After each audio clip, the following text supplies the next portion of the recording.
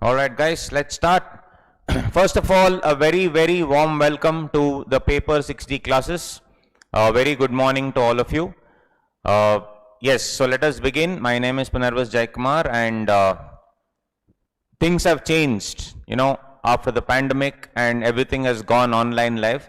Gone were the days, I'm sure it will come back, but gone are the days where we used to discuss face to face, etc. I want those days to come back, but nevertheless, we have to also embrace the future. So it's going to always be physical classes plus online live. So it's nice to meet all of you, although virtually, right? To see all of you guys here. And from early morning you've come, and from today the torture begins, as I say.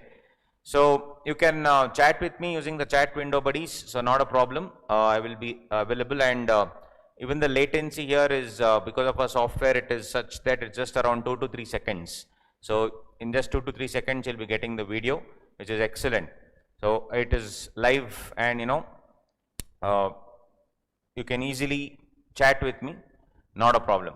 On that note, shall we begin? How are you, all of you? So you guys, I think, are from. Many people are from Chennai here, and Kerala, and other parts of Karnataka, Telangana, and there are, I think, people from north as well, if I remember right. Right?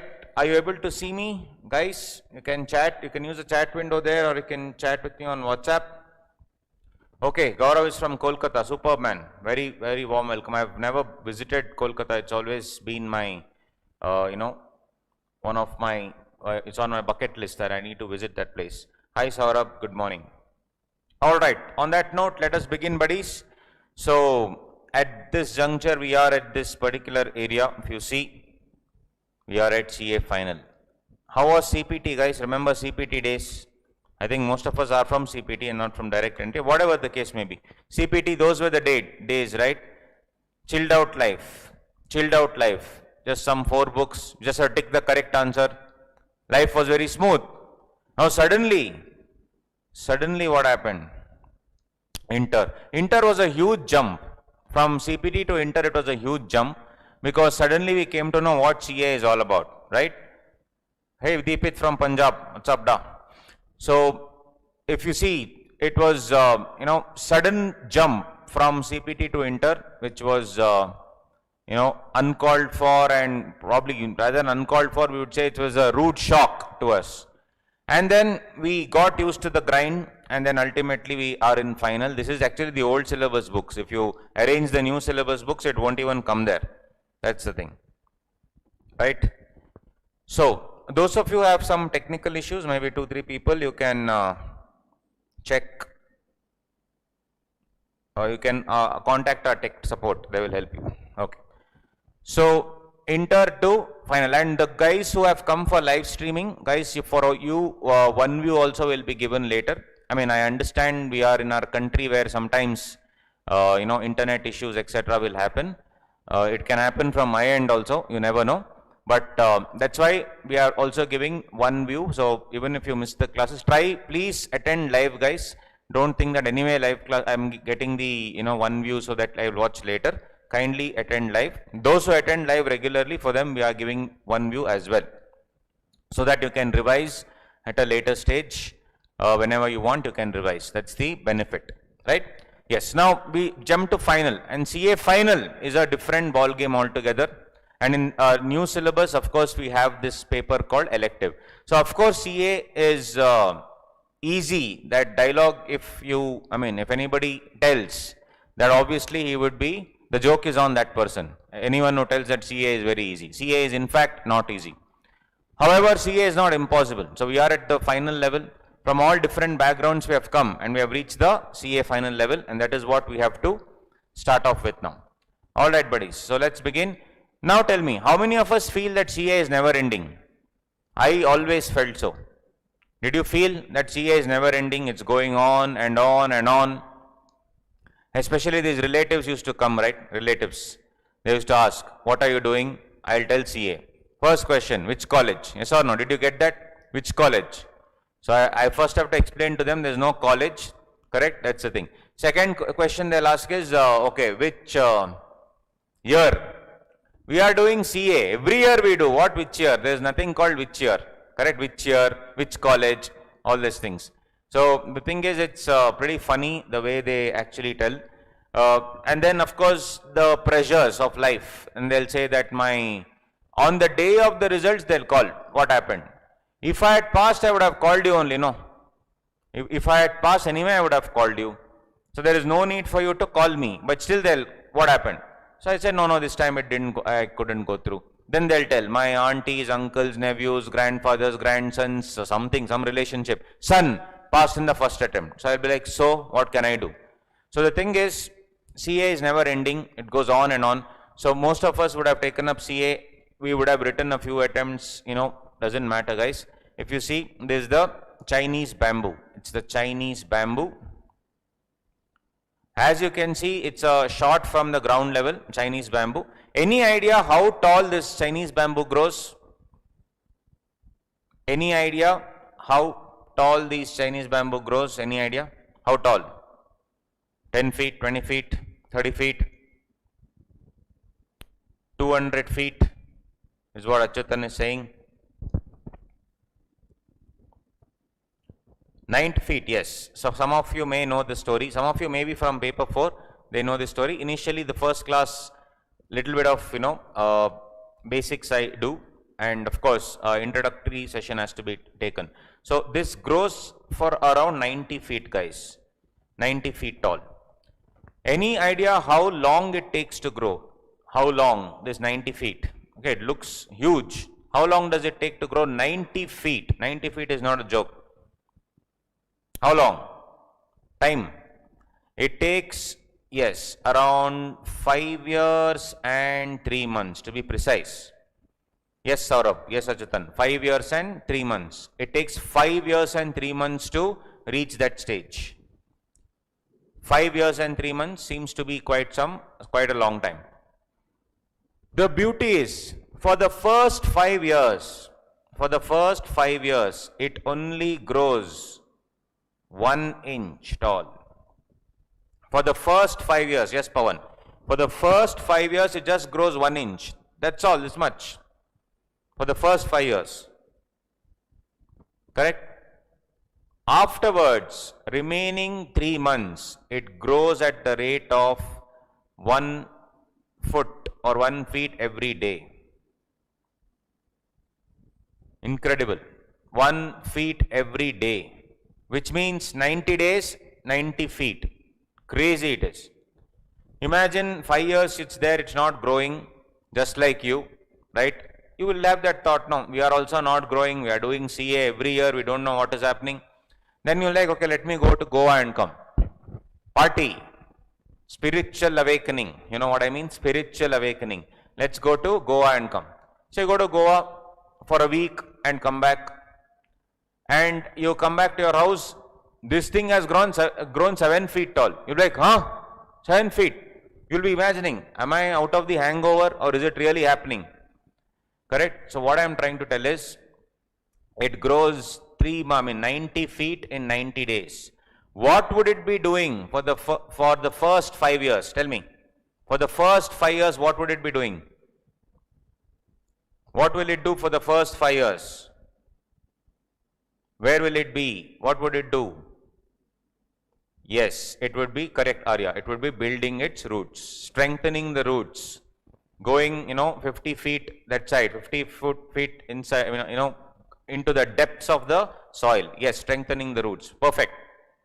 And attaching itself to Mother Earth. I would say for the first 5 years, it will be doing articleship. Correct? For the first 5 years, it will be doing articleship. That's what I would like to tell. So if you see, that is what it keeps doing for the first 5 years, guys. So if you see, tomorrow or any time, whenever anyone asks us, what you are doing, and whenever you feel that, okay, where is my life taking me? It's not growing at all. Kindly think of the Chinese bamboo. We are all like Chinese bamboo. We are almost there. We are almost there, buddies. We are almost there. It's just some time to go to reach. Because the CA entire thing is like a learning phase. It will take some time, but you're almost there. You have finished, CPT, we have finished inter, and now we have dived into final. We are almost there. Just hang in there. I know that, it's for some of us it feels difficult, but it's okay. Just hang in there. We'll all do it. Yes, yes or no. Now, how many of us have a mental barrier against subject? I had one. Thankfully, elective came. Before elective, I had one subject in old syllabus called ISKA. I had a horrible barrier against the subject ISKA. I hated that subject. Even till today, I hate. I still don't know what that subject is all about. God only knows how I passed in that subject. So, do you have any mental barrier? Do you have any mental barrier against any subject? I had against ISKA. For you, maybe elective is a mental barrier. You never know. Or maybe FR, SFM. Right? Costing, yes, costing is for some people it's a nightmare, costing, correct? Yes, IT and SM, correct. IT and SM is that earlier in CA Inter. Definitely, mental barriers will be there. Mental barriers will be there. So now maybe auditing, yes, Saurabh, auditing. Auditing is also a dreaded subject, correct? For some people it's horrible. It's like, what is happening? Audit, see, auditing is like a painful thing for so many people here. So yes, we definitely do have a mental barrier against the subject. Yes, even for Arya it is auditing, right? Mental barrier will be there. But the thing is, guys, we need to break those barriers, because ultimately in that one subject, it's just, we need to somehow ensure that we pass. If I have to run like 1 mile, 1 mile is I think some 2-3 kilometers. If I want to run 1 mile, how long does it take, guys? If I want to run marathon, like me and you, normal people like us, if we want to run, I don't know if there are any athletes here in my group, but if I have to run, how long will it take to run? Let's say 2 to 3 kilometers, let's say, how long does it take to run 3 kilometers? 20 minutes. If you and I go, first we'll go have coffee, then we'll go have some idli, dosa, and then start running. Correct? It may take 10 minutes, 20 minutes, okay, 20, 25 minutes, 15 minutes. But athletes, yeah, Hrithik, correct, 15 minutes it takes. But athletes, like if I say who's the best athlete in the world, at least 1 year ago, it was without a doubt Usain Bolt.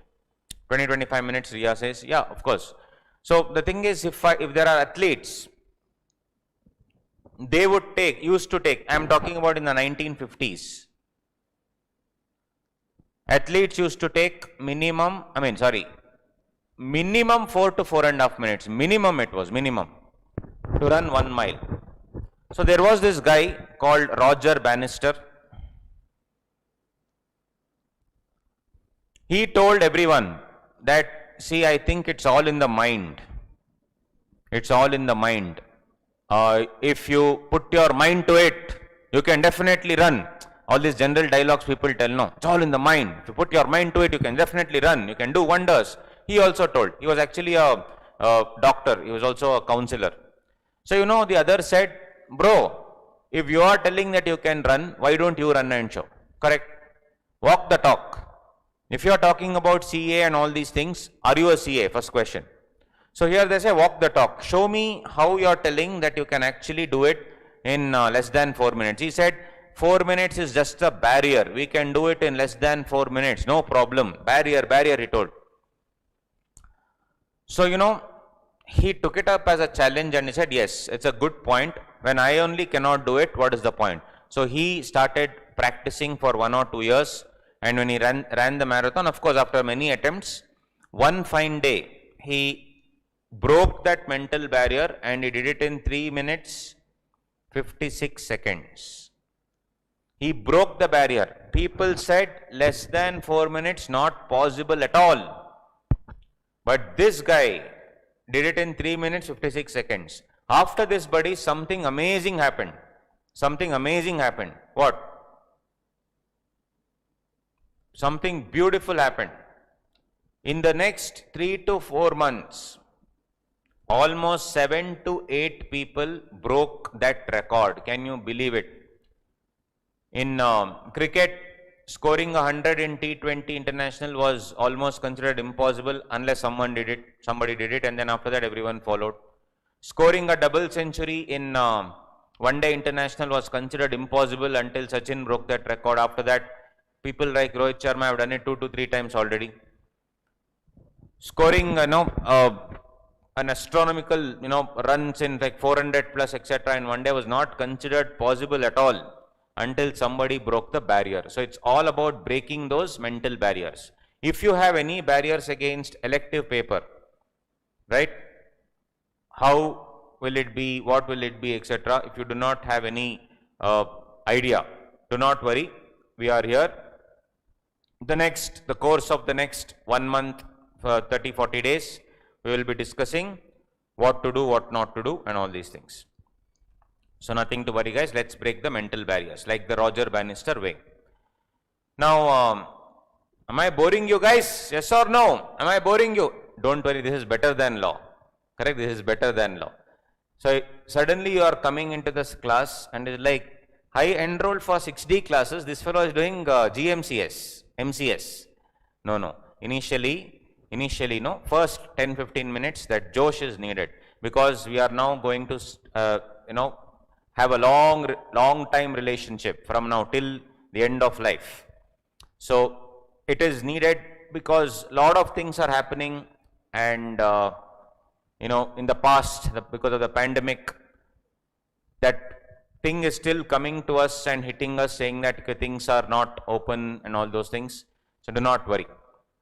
And physical classes, resumption, whatever, everything is the same. So basically, ultimately, there are a lot of lifestyle modifications that we are doing. So don't worry, buddies. So if you see, coming back, my uncle was in the army. In fact, my mom's cousin basically, my mom's cousin. So obviously, he's my uncle only. So he was in the army. So I was asking him. He was in the Indian Military Academy. Got trained in Dehradun. He said the 2 years were the most toughest years of my life. So then one day, it's a true story. It can be related to life also. I believe that we can learn something from everybody.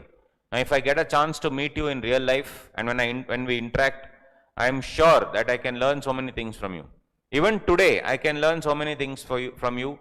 6:30 was the class. 6:17, 6:18, I switched on the streaming just to see if everything is fine. And already some 20 people are already there. So all of you are in various parts of the country. Correct? From Kerala, from Andhra Pradesh, from Telangana, from Karnataka, from Tamil Nadu, from Punjab, from Kolkata, from West Bengal. You are in different places. Right? But the thing is, buddies, you guys are on time. You are sincere for sure. So we can definitely learn something from everybody. It's very nice to know all these things.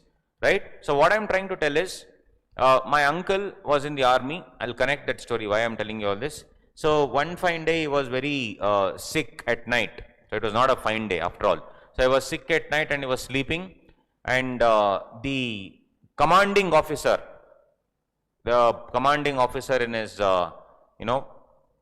platoon, so to speak, or in his army base camp, he walks in at around 1 a.m. and he says, "Cadet, get up." So this guy is sleeping. My uncle is shivering. He has some 102, 103, shivering. Again he says, "Cadet, wake up." My uncle doesn't wake up. So the commanding officer goes to the bathroom. There's only one loo for almost 20-25 people. Picks up the bucket full of water, comes and splashes it on my uncle. My uncle suddenly wakes up. He said, "I have been calling out your name from that time. Where are you, cadet? Get up." So this guy gets up, my uncle, and he says, "Run 2 kilometers around this camp." So this guy is like, "Sir, but I have fever." "You can see, sir, I have fever, 102 degrees. The commanding officer looks into his eyes and says, "I am the terrorist. I am coming here wielding the gun. I see you. You are the Indian Army Jawan." I open my coat, put my hand in, take a thermometer out. Put the thermometer in your mouth. Wait patiently for 2 minutes. And then take the thermometer out. "Oh, 102 degrees. Sorry. Today I will not kill you." He will take the coat out, put it around you, make you sit, give you some tea. Will any terrorist do this? No. So the commanding officer says, you are protecting the country. Never forget that. Get up and start running. No excuses. So my uncle obviously was pissed off, but he couldn't obviously tell anything to the commanding officer. He started running. In 100 meters, he collapsed. And the commanding officer said, you broke whatever, you did not even listen to what I had to say. You are insubordinate. So you have to run 2.5 kilometers now, not 1.5.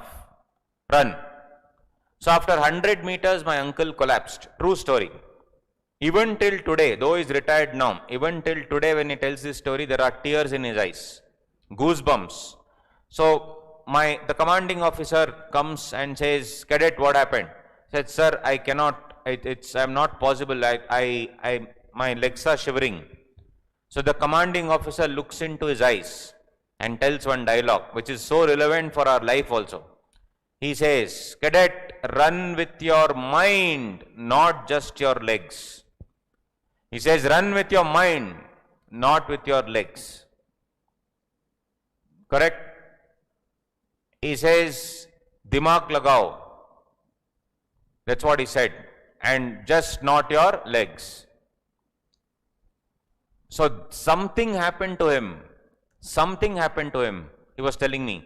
As if some divine intervention, some force came. Immediately he got up and started running.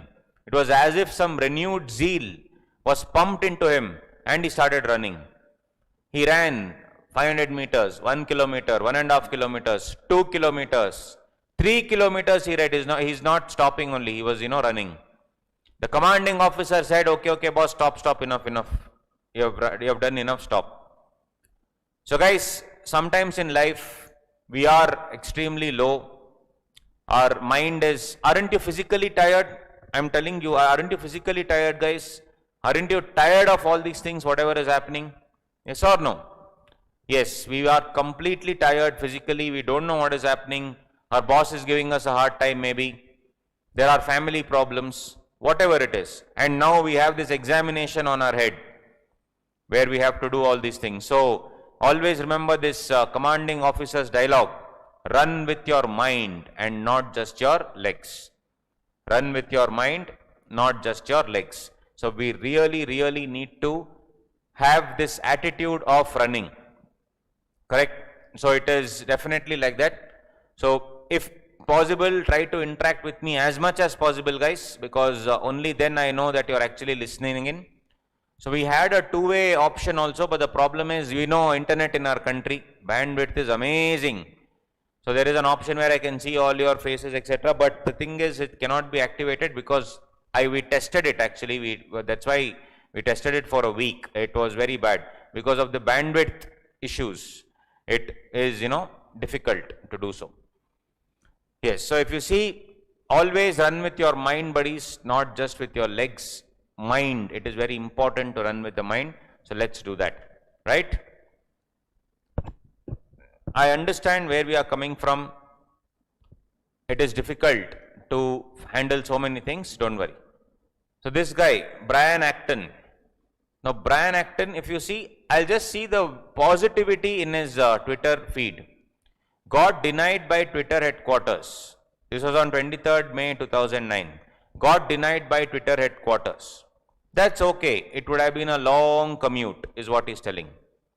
Imagine the positive attitude. Anyway, I got denied, but it's okay. It would have been a long commute. It's better to not, go to Twitter. Maybe I was not meant to be. It was not meant to be. Fine.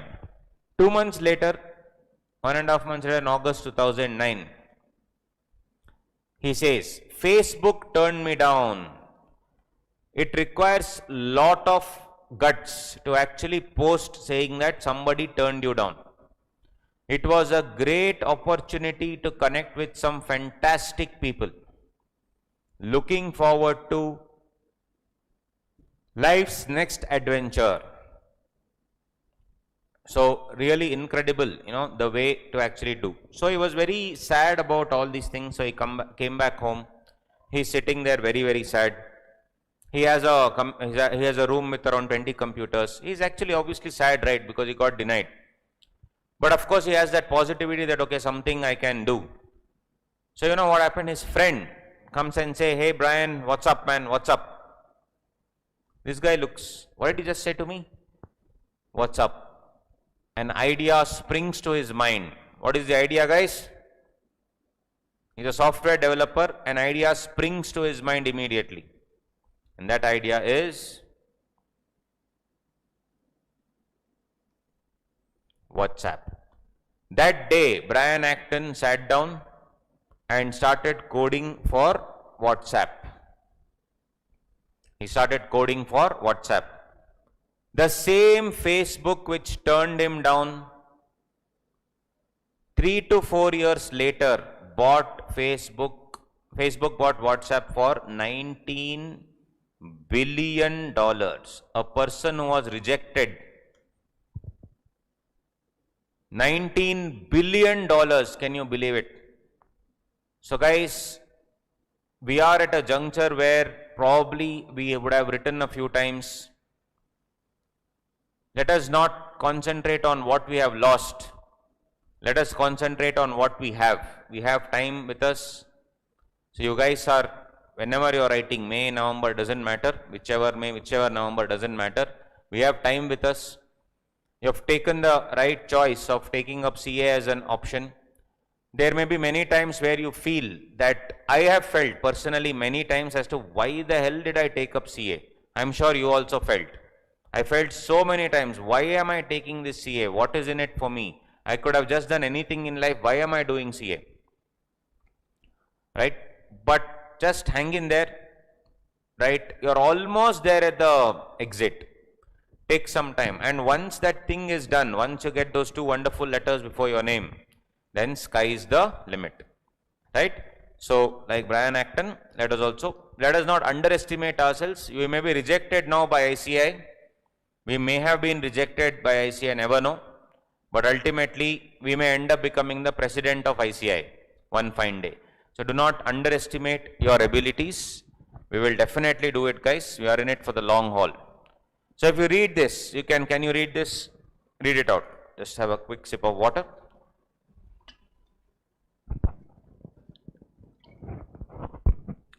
Read out loud. According to a research at Cambridge University, doesn't matter in what order the letters are in the word are. The only important thing is that the first and the last letter be at the right place. The rest can be a total mess and you can still read it without any problem. This is because the human mind does not read every letter by itself, but the word as a whole. Beautiful. In this, correct? Nice. Super, Surya. NCIE has written, but I can still read it as nice. Correct? So if you see, the first and the last letter, if it's in place, it's enough, guys. In between, it can be a mess, doesn't matter. The moral of the story is, beginning and the end is all that matters. Beginning, that is CA foundation, and end, CA. Nothing else in between matters. As of today, beginning has happened, end is very near. Our life is a mess now. No one gives a damn, unfortunately. If you go to somebody and say that, sir, my life is a mess, that fellow will tell, my life is a bigger mess. Right? So unfortunately, people are so busy with their own lives that they don't care about you. If you come to me and tell me, I'll definitely understand, because I've been in the same place. But how many such people would understand? You'll have a handful maybe. Of course, your family and close friends, whatever. So guys, we have already begun CA. Now is the time it's to end it. That's it. We have to end the entire thing, and that ending is a beautiful beginning. The moment you get those 2 letters before your name, that is a wonderful beginning to an amazing journey. So I am just trying to give a gentle reminder as to the wonderful decision that you have taken to embrace CA. If you have thoughts of quitting, etc., please do not do so. I know you don't have thoughts, that's why you are sitting in class. I know you are trying your best. Just hang in there. I know your life is a mess, Nobody here will say that life is not a mess, it's all going smooth. If that be the case, hats off to you. But if that is not the case, I know that all of us are going through many things. See, one dialogue, I hope I can share this. Relatives say that, had you taken engineering, you would have settled by now. That word dialogue, settled by now, it is really pissing off. There is nothing called settled in life. You can still be settled if you are financially not stable also. You can still be settled. Settlement is something in your mind. I hate that word. I hate it. Right? Actually, relatives only tell this. Oh, have you settled? Have you settled? Right? Even my relatives told me, oh, are you settled? I asked him, what do you mean by settled? I asked them directly that you have marital problems with your spouse. Your children are not talking to you. Yeah, you have a lot of money, but are you settled? Right? So the thing is, there is nothing called settling. Right? But yes, of course, there is no definition of settling. Settling is a state of mind. Every day we are settled, every day we are not settled also. If you want to take a philosophical tangent, so to speak. Correct? CAs are 1+ lovers. Correct? Never settle. Correct? So it doesn't matter. What they say really doesn't matter. But that's why I said nothing else matters. What really matters, dear friends, is the end. Yeah, we are all 1+ lovers. Correct? We never settle. Perfect. So if you see CA is the only thing that we have to think of now. And after that, anyway, of course, we will. That's the end is the beautiful beginning, as I already told you. So that in between, nothing else matters. So I always put these two pictures in my class. She is CA Prema Jayakumar, daughter of an auto driver. I think it was in 2009 or 2010 when I was in Inter. I remember she had scored All India rank 1. She broke all the mental barriers. Nobody could breach the 600 mark. Nobody could breach the 600 out of 800 thing in CA. She was the first lady to do it. 606 or something she had scored. Her house did not have electricity for almost 10 hours a day. No water, you had to fetch water. She was in she was living in a slum in Mumbai. Correct? She was living in a slum in Mumbai. So there was absolutely no water, nothing. But still, wonderfully she ensured that she would definitely not only clear the exam, but silence everybody by scoring All India rank 1, which is not a joke. Let me just quickly change my batteries.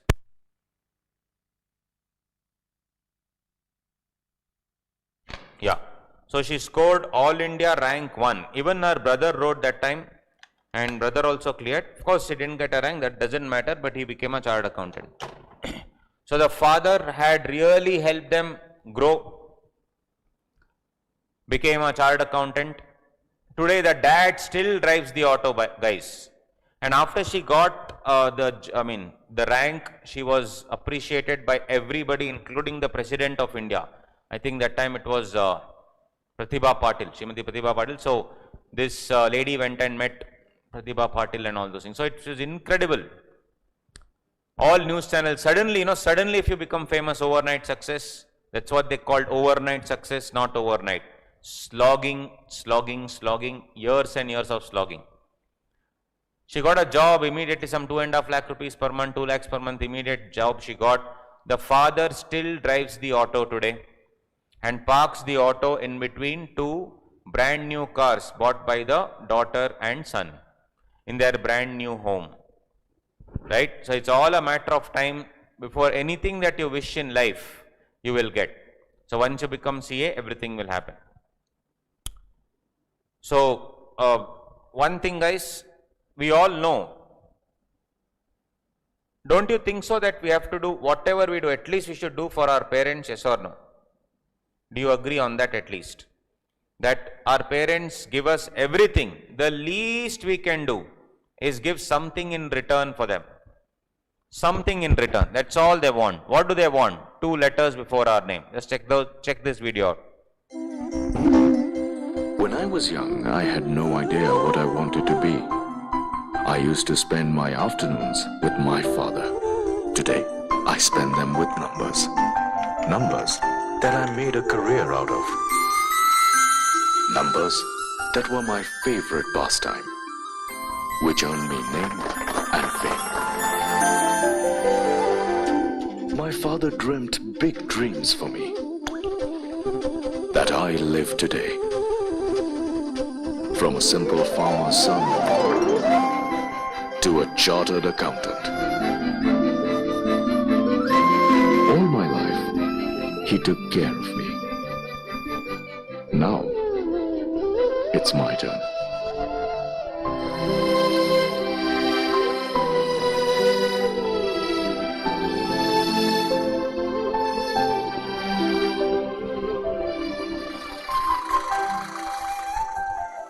Institute of Chartered Accountants of India, shaping tomorrow's future.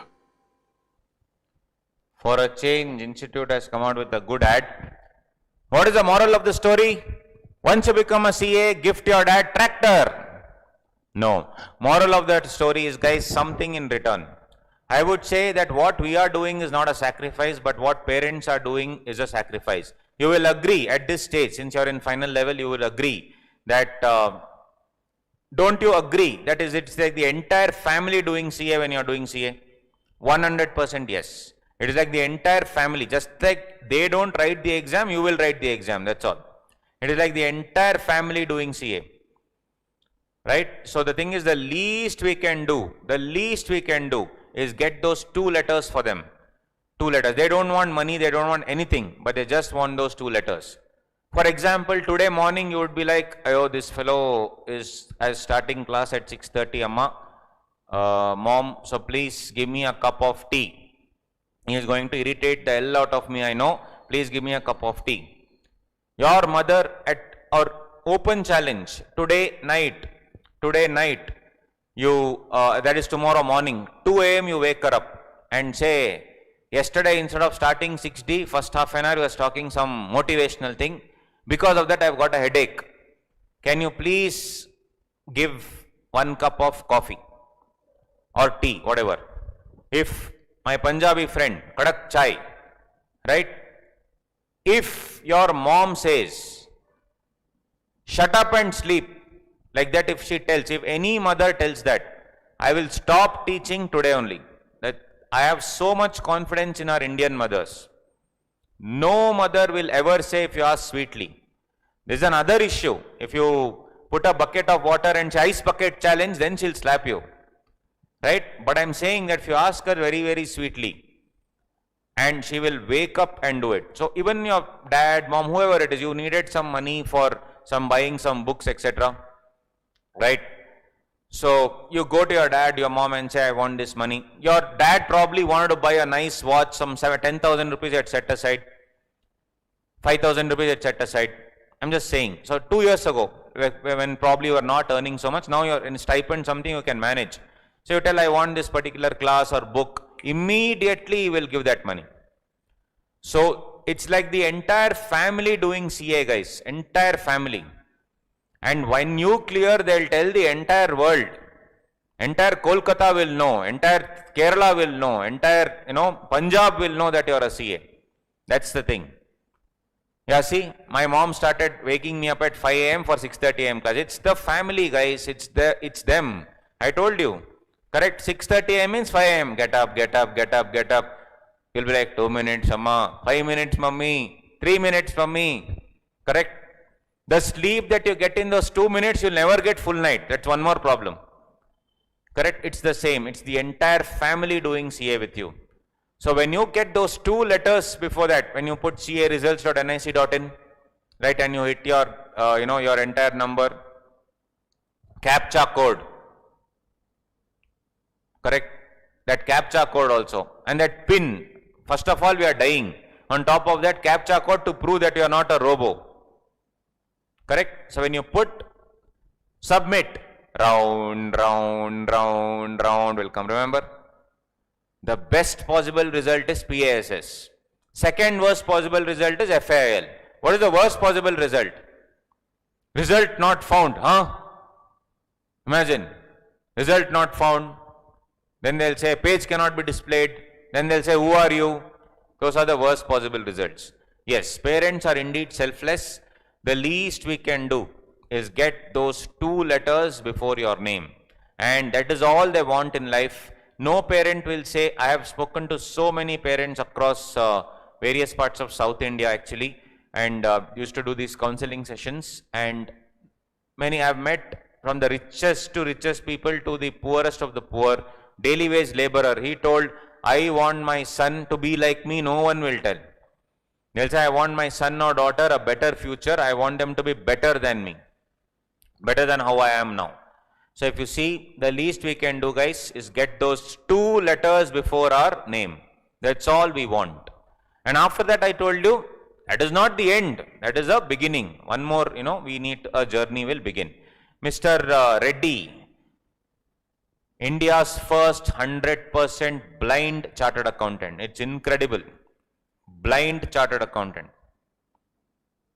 It is really unfortunate that, of course, we all have eyesight. We have 4 eyes, some of us, like me.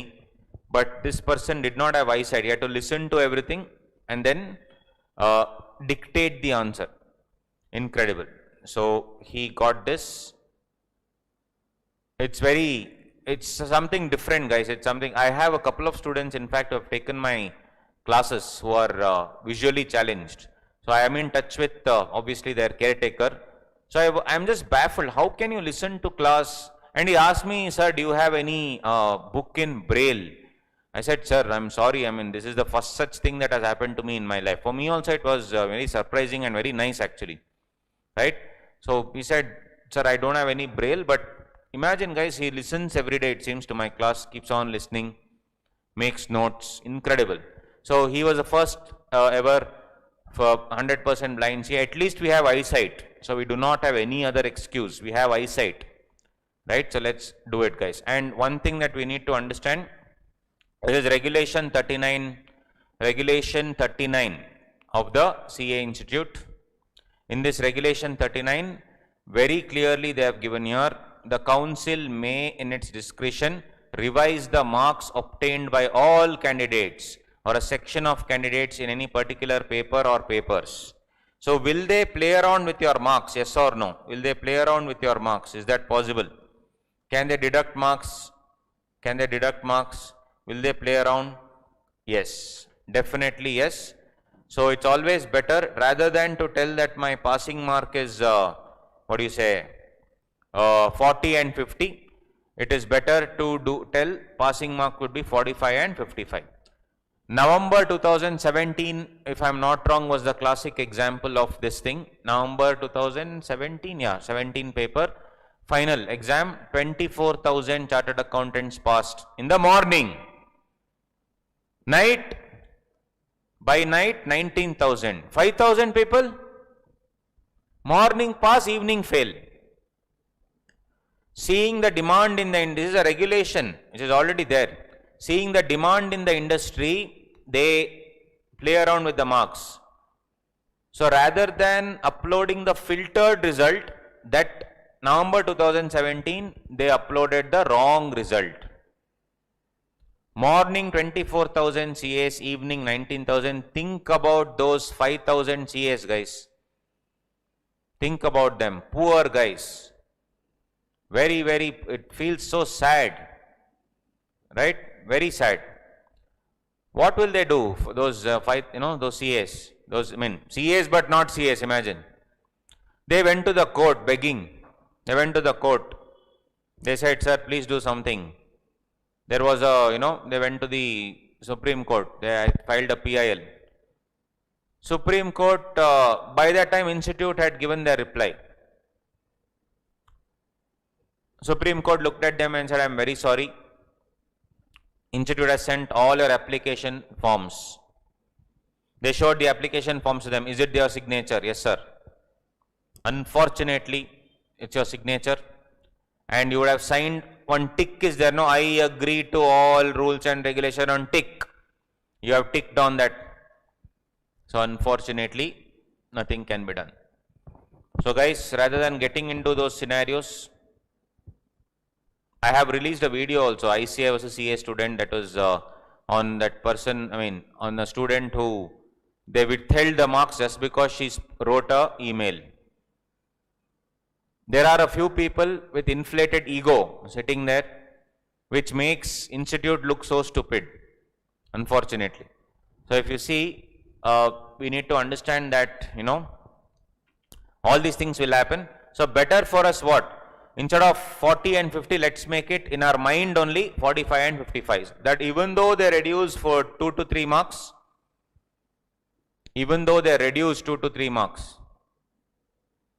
things will be fine. Correct? That's the thing. Even though they reduce 2 to 3 marks, it will be fine. So the council may, in its discretion, revise the marks obtained by all candidates in a particular paper or papers, or in the aggregate, is what they say. So this was what the entire scheme of things was, guys. This is what I wanted to tell you. So coming to economic laws, we need to do the basics of economic law. So today I will be doing the need and why you need economic laws and why I have to study this subject. And also I have to introduce you to our modules. Most of you have received the modules because you had pre-booked it. But those of you who just enrolled 2-3 days ago, we have already dispatched.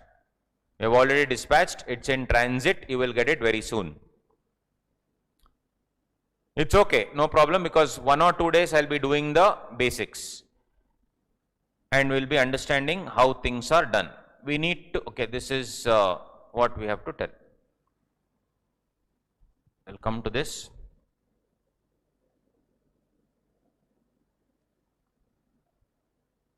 Now,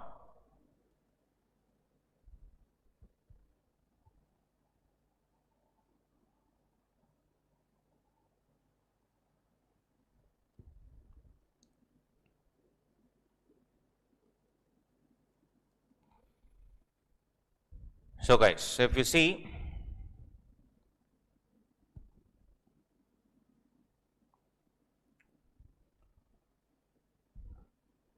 way back in 1947, when we got independence, before that, what is the true measure of any economy? If we go back, let's say 1000, 2000 years ago, the true measure of any economy of a country would obviously be your gold, silver,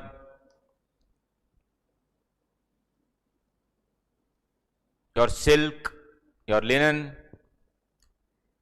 People from the Roman Empire got to know about India's silk, India's linen. So they sent people from there to buy. Talking about thousands of years ago. Our country is and was always had abundance of gold, silver and other natural minerals. Gold reserve.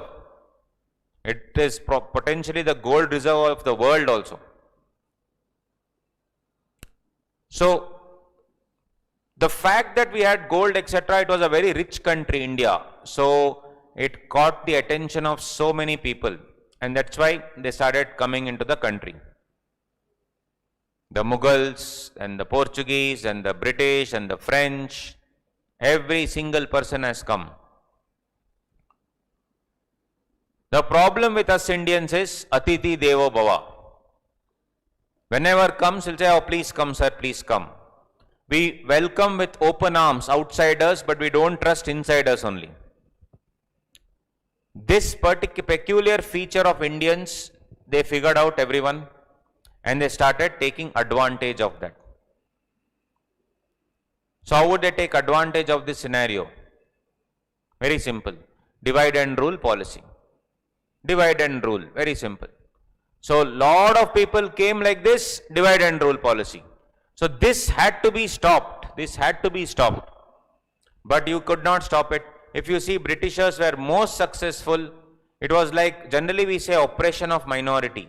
Oppression of minority by a majority. But in the case of the British, it was oppression of the majority by a minority. A small handful of people came and actually took over a country and ruled it for 200, 300 years. and we allowed it to do so. So what I am trying to tell is, during that time, entire country was plundered, guys. It was completely looted, left, right and center. Nothing was left. Some of the richest people ended up just being just about rich. And those who were poor were completely, they died. They were not even there later. Those who were from the rich class, upper middle class, etc., became poor. This is exactly what happened. So in 1947, when India got independence, there were a rich class and there were below poverty line. There was nothing in between. GDP was at 0.001% or something like that. It was in 0.000%. Life expectancy of an average Indian in 1947 was 27 years. Shameful. Which means at 27 you are dead. Imagine you take up CA. You die for 5 years and do CA. By the time you become CA and say, "Yay, I'm a CA," dead. I mean, just to make the fun of it, but think about it. It's shameful that they looted and made the life expectancy 27 years. So in 1947, they said it's very, very sad that it had to be like that. Pre-independence, gone. So where is the economy? It was in tatters. Everything was looted. All the land was purchased by the British and sold back to the rich people. Poor people could not do so. My grandmom was born in 1933. I keep asking her, how was it that time? 1947, she was a young kid, 14-year-old, she remembers everything. She said it was very, very tough time.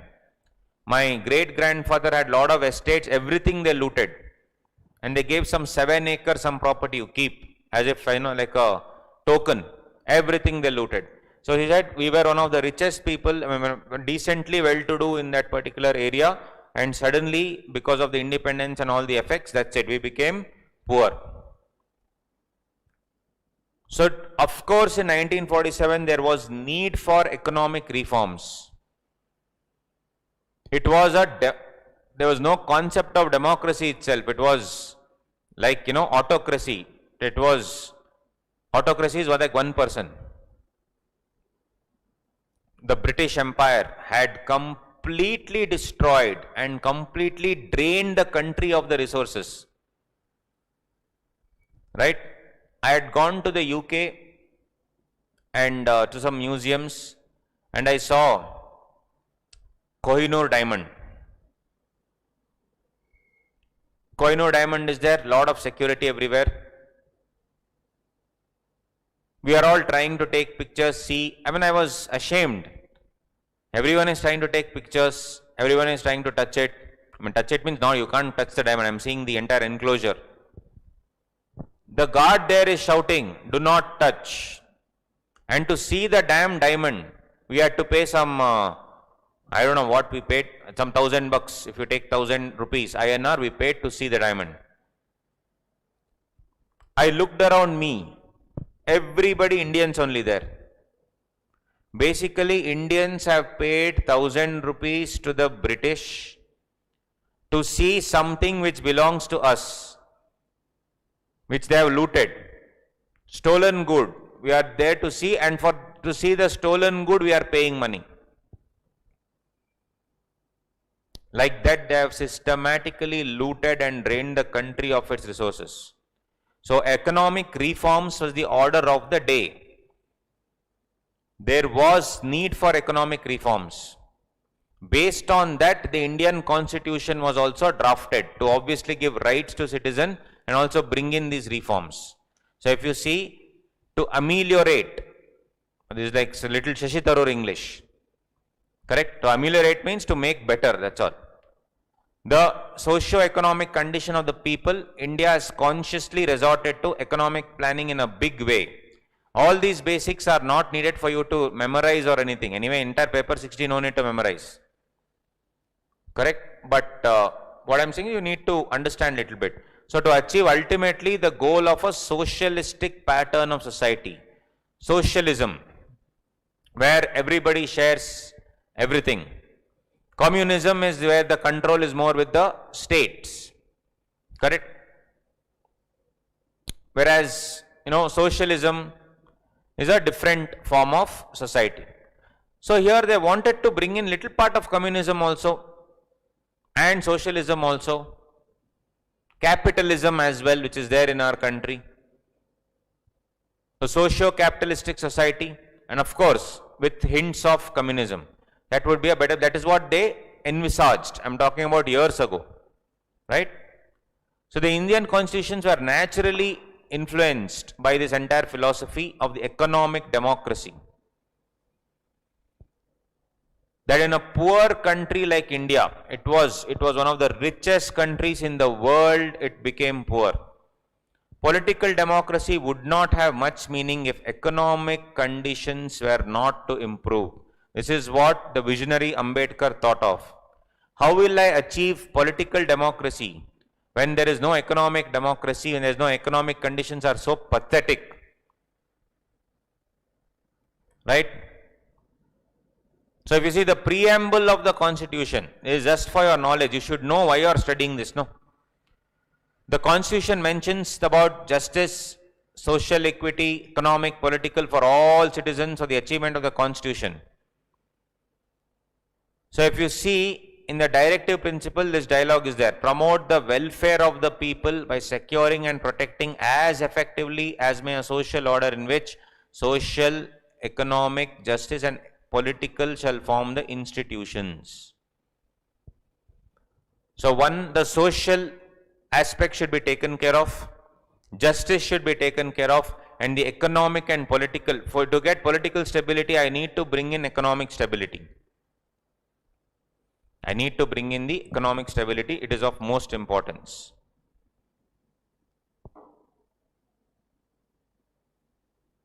So they said,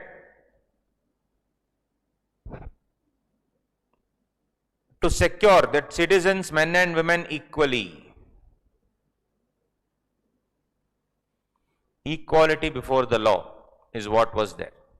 First of all, let's understand what do you mean by law, guys. We are sitting here doing economic law. Sorry, one second.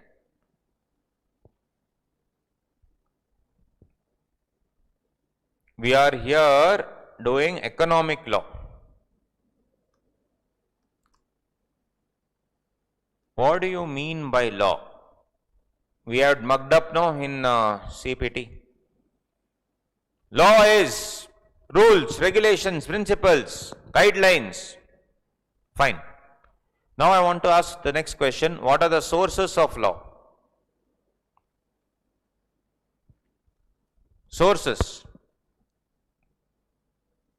First source, as you know, is the legislature.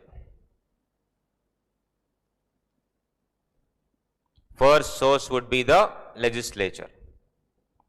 Legislature is the first source. Legislature is nothing but your lawmaker.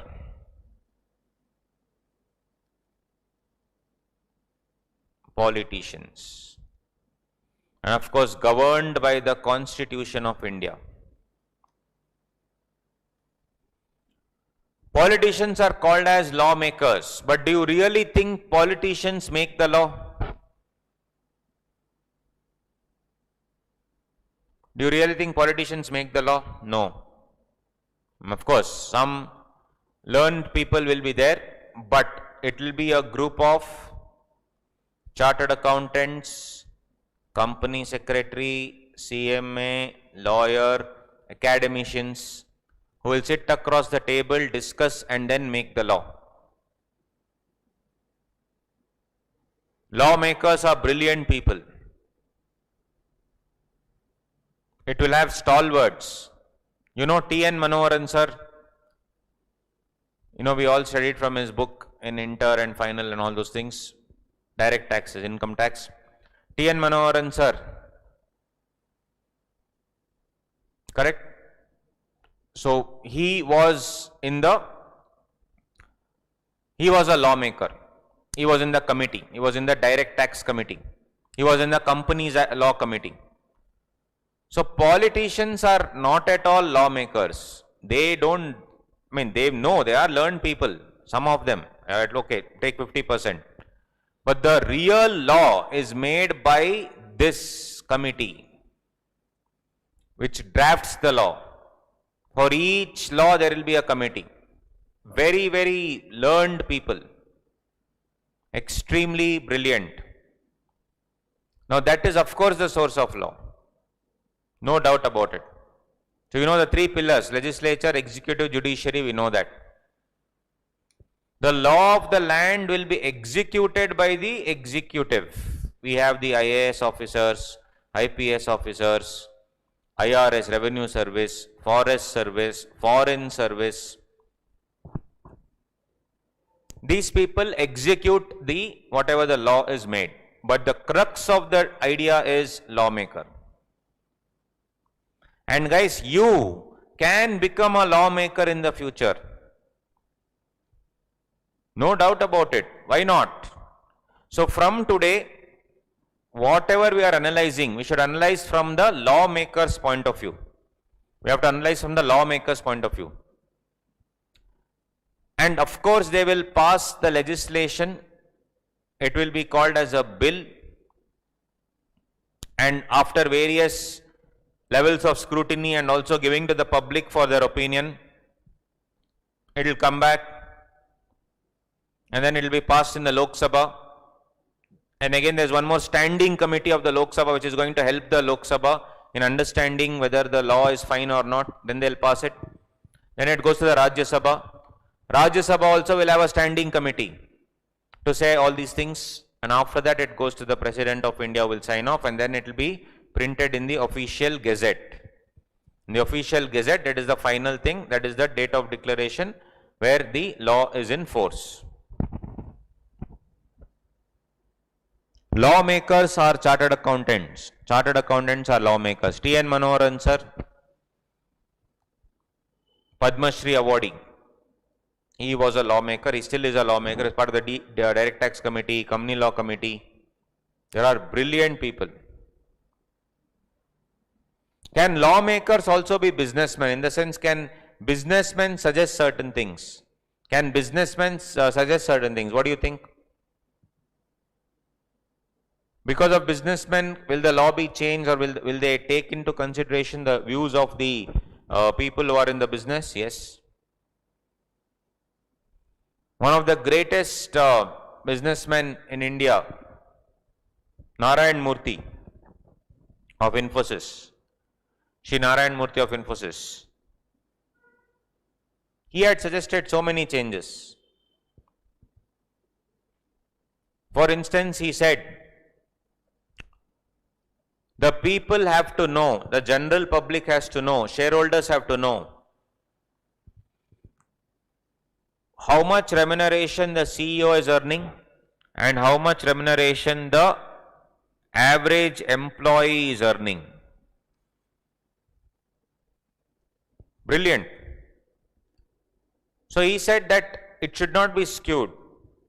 When Narayan Murthy was there, he always had a policy that if I am increasing the CEO's salary by 5%, I will increase the watchman's salary also by 5%. Equality. It says driven by values. That's the tagline. Driven by values. Yes. Values should be there. So when one more guy called Vishal Sikka took over, there were some problems between the two. Eventually, Vishal Sikka thought that Narayan Murthy was forcing him to do everything. Vishal Sikka eventually quit a few years back. Narayan Murthy had suggested that, boss, CEO, if is earning so much, average employee, that ratio we need to disclose. And because of his suggestion, it became a law. In section 197 of Companies Act, they inserted a clause saying that, and even in 134 board report, they inserted a clause saying that the ratio of remuneration of the CEO to the average employee, median employee should be given.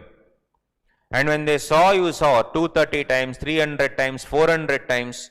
Some people, I think Cisco or something, the CEO had taken 610 times more than the average employee. Staggering figures. Definitely the industry, whatever they say, lawmakers will listen. That is the source of law. Without a doubt. Then in the year 2000, Narayan Murthy went to MCA and said, my people have slogged for 15-16 years. Infosys came in 1983, around that. For 17 years they have slogged. Correct? I need to give back something to them. I want to issue shares at a discount. But your Companies Act says shares cannot be issued at a discount. Lawmaker listened. Lawmaker, chartered accountant, company secretary, lawyer. I am telling the importance. That's why you guys can be lawmakers. The lawmaking body carefully listened to him. Narayan Murthy used two words. To Infosys, they have given the blood and they have given the sweat. Please ensure that I want to give shares for free. Please remove the restriction or grant an exception. After he discussed with that, Section 53 issue of shares at sweat equity shares came into force. Sweat equity is nothing but equity because of your sweat that you have given to the company. Sweat equity, yes. So one of my dad's friends, I remember he worked for almost, from 83 only he joined, and year 2017 years he had slogged, given his heart and soul to Infosys. Narayan Murthy called him in 2000, handed over a check. He opened the check. In year 2000, that was valued at 2 crore rupees, shares. My dad's friend gave the resignation that day only. He got the money. Narayan Murthy said, very good decision. I have met that, dad's friend. He was telling me that Narayan Murthy personally handed over the check. And when he said, I'll quit now, I want to spend time with my family. When he quit, he was around 40 years of age in the year 2000. Narayan Murthy said, excellent decision. Please go and spend time with family. So, they will listen to industrialists. Sweat equity was because of Narayan Murthy. And there are stalwarts in this entire industry, like you guys can become that.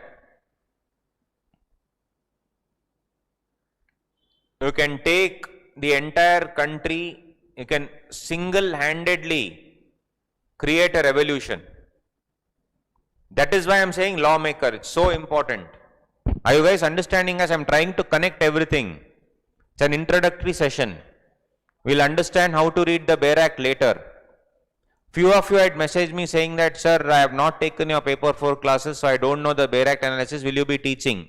I have clearly told them, yes, I will be teaching how to understand the Bear Act. That is why we are here for. Correct? It's very important to understand these points. Are you guys there? Understanding, buddies? Yes or no?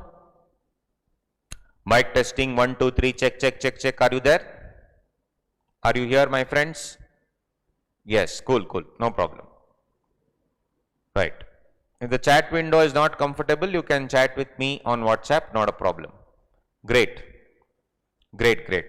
So now, guys, what I am trying to tell is,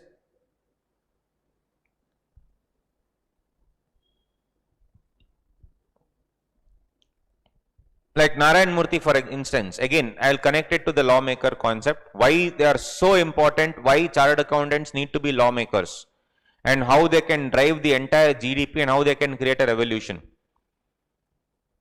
With these true stories, you will understand in a better way. Law is not about, I love these open book exams. In fact, institute is considering making all papers open book. They are making all papers, planning to make apparently, all papers open book. That is probably one of the best decisions ever.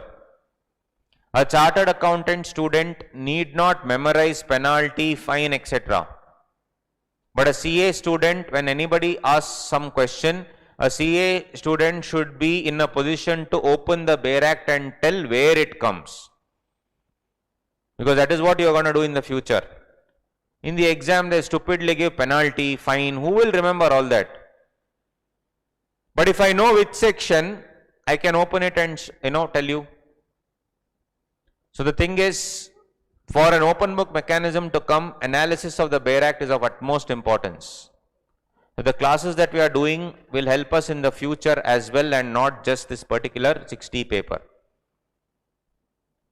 Many of my students have scored 70, 75, 80, etc.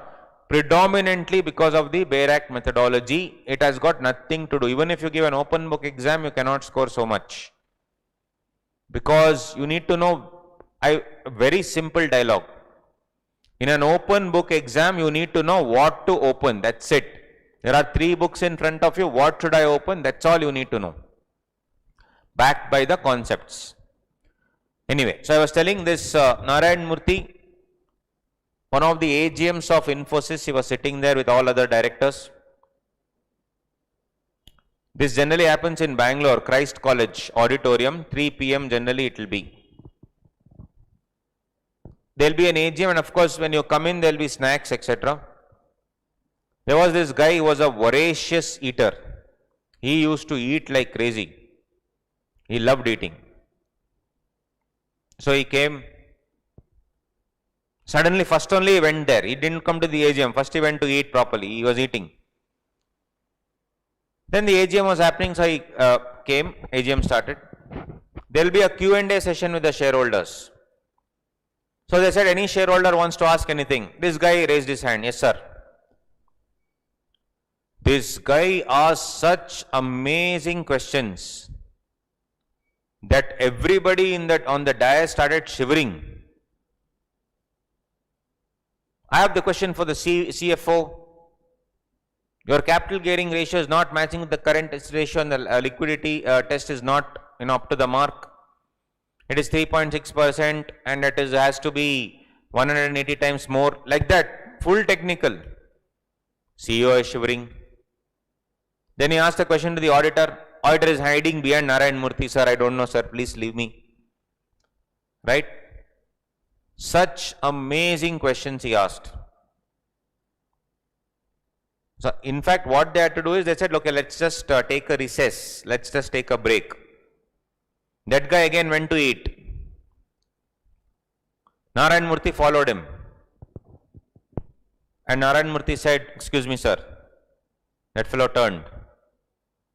He was surprised to see Narayan Murthy right in front of him. Narayan Murthy said, sir, this is Narayan Murthy. The other guy, he said, hi, my name is Mohandas Pai. I am a shareholder of Infosys. When you see such brilliance in front of you, rather than trying to convince that person what to do, ask him to join your side. True story. So, Narayan Murthy said, Mohandas sir, would you like to join us? Would you like to join us? He said yes. TV Mohandas Pai went on to become the CFO of Infosys. Do you know Mohandas Pai? This guy. Have you seen? TV Mohandas Pai is a chartered accountant.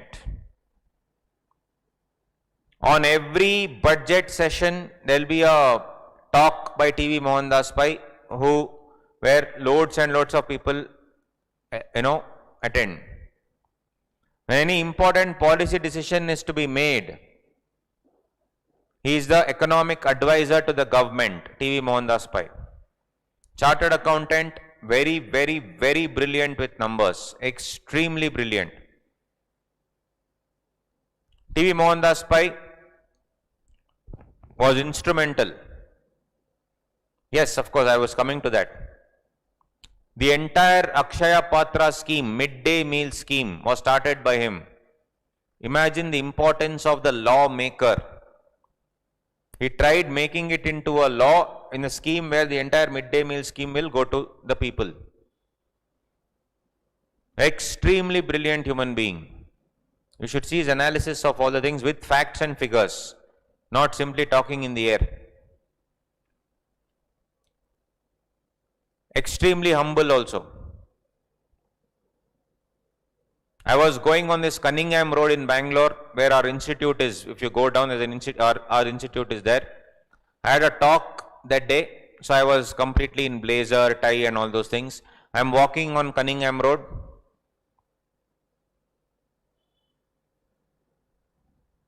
Right? I see a man just like Mohandas Pai walking with a faded kurta, and you know that jute bag, which teachers, old teachers wear, and some normal Hawaii chappal. He was walking and he's going aimlessly. I was like, isn't this Mohandas Pai? My mind knows it is Mohandas Pai, heart is not able to understand. A guy worth 1,000 crores walking like this. I ignored it. 2 days later, I was again walking there. Again, I saw him. I was like, no, I have to actually go speak to him. I don't know. I think it is Mohandas Pai. Unassuming. I said, sir, excuse me, sir. Are you Mohandas Pai? He said, yeah, man, of course. I was like, huh? A guy 10,000 or 1,000 crore, more than 1,000 crore worth, 3,000, 4,000 crore worth, wearing a simple kurta. Like this one, he always wears this kurta, simple kurta, that jute bag, normal chappal. Appearances are always deceptive. Should not judge a book by its cover. Your dressing is not everything. Right? There in front of me is a man worth 10,000 crores. And here is a man, open my wallet, 100 rupees also is not there. Right? I am wearing a suit. He is wearing that. I spoke to him for 2 minutes, so sweetly he spoke to me. And later I came to know his house and his office, everything is there only, so I was just walking. That was his house was. Policy maker. Midday meal scheme. Then he joined Manipal group. He had a falling out at Infosys, joined Manipal group. All the major economic decisions of the government consults him, lawmaker.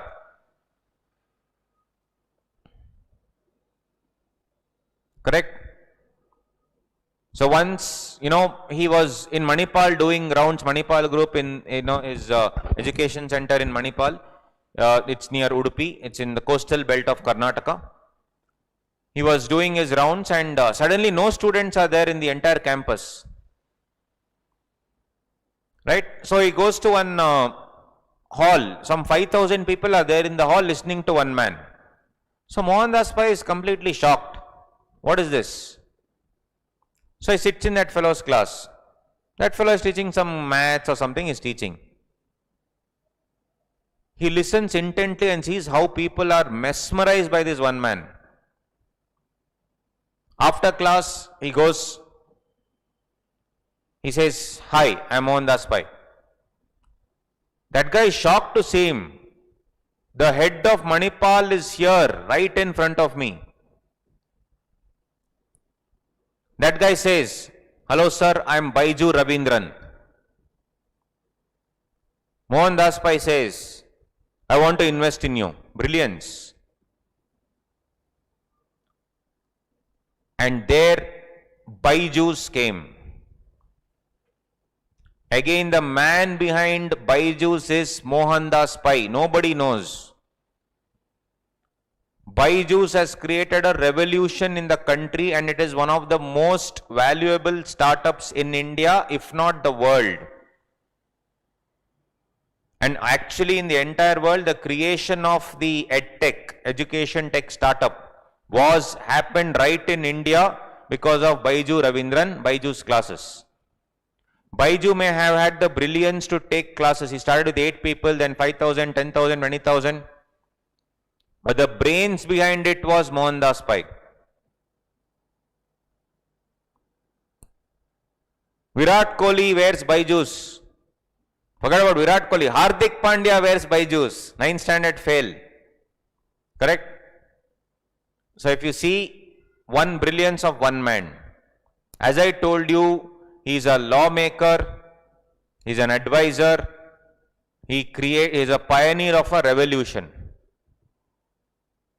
And the entire economy, many things in the economy he has told. That is exactly what I am trying to tell lawmaker, legislature. Once you understand the macro way, all the other things becomes very easy, my dear friends. Right? At the end of the day, these great people are very humble. If you see Narayan Murthy touch the feet of Ratan Tata, both brilliant men. There was some award ceremony, he gave the award and touched his feet. When your feet are firmly touched to the ground, not only of course you earn everybody's respect, but also the country's respect, and of course you will become a lawmaker. So these people are wonderful people. So first thing is legislature. Without a doubt, first thing is legislature. Then we have what? Then we have something called as judicial president. I am talking about the sources of law. You need to understand how this economic law etc. came. Judicial precedent. A precedent means something that happened for the first time ever. Something that happened for the first time ever. There was this concept of tinted glass. Everyone has to go in the car with tinted glass, completely 100% tinted. So in places like Gurugram, Delhi, suddenly there was a spike in rape cases, kidnapping. Now the entire class are tinted. Other areas, other states also it happened, but in Gurugram, that area, at least Gurugram and Delhi, it was slightly more. Bihar also. So Supreme Court observed this point and they said tinted glass should be removed. They said make a legislation, first is helmet rule, second one tinted glass removal. For a tinted glass, there should be at least a transparency of around 60%. 60-70%. That's why from that day, judicial precedent. They passed that thought. The unfortunate rape and murder of Nirbhaya, which shocked the entire country. The perpetrator of the crime, most of them were majors, but the one who committed the most heinous of all the crimes and the barbarism that one person actually committed was a minor, 16-year-old. In law, as per law, until 18, the law will assume that you can never have a criminal intention in life. Law punishes the body or the mind? Law punishes the body or the intention? What do you think?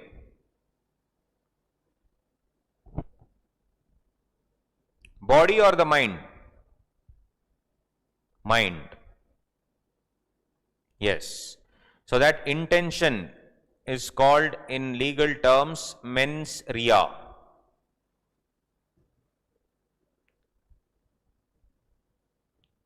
Not that rea, mens rea. There is a rea in the house. Correct? Mens rea. Criminal intention. So criminal intention is what matters. So they said a person who is 18 years cannot have a criminal intention, but the guy who committed the rape there was 16-year-old guy. Law couldn't believe it. And the judge immediately told, if at the age of 16, if a heinous crime is committed, that person should be tried as an adult. Tried means prosecuted as an adult. Judicial precedent. So this law was inserted in the Indian Penal Code. This law was inserted. Are you guys with me? Right. So the third source of law, dear friends,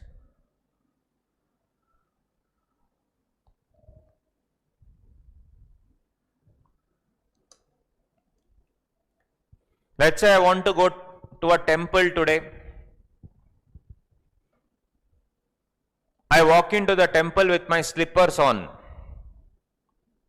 Allowed, not allowed? With my slippers on.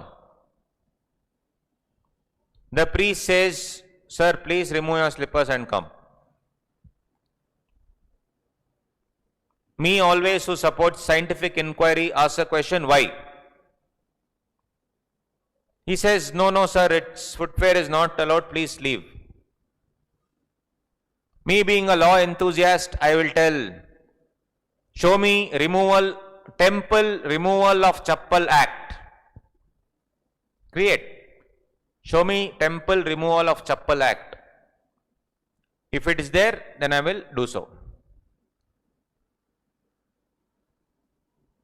Correct? What do you think?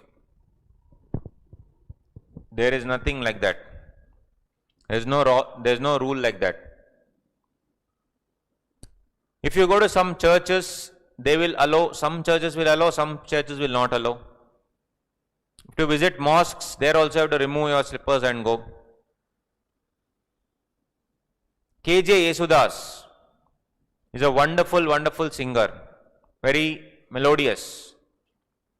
K.J. Yesudas has sung over 500 songs appeasing the deity at Lord Guruvayur temple in Kerala. His only wish was to visit the sanctum sanctorum of Guruvayur temple. That's all he wanted in life.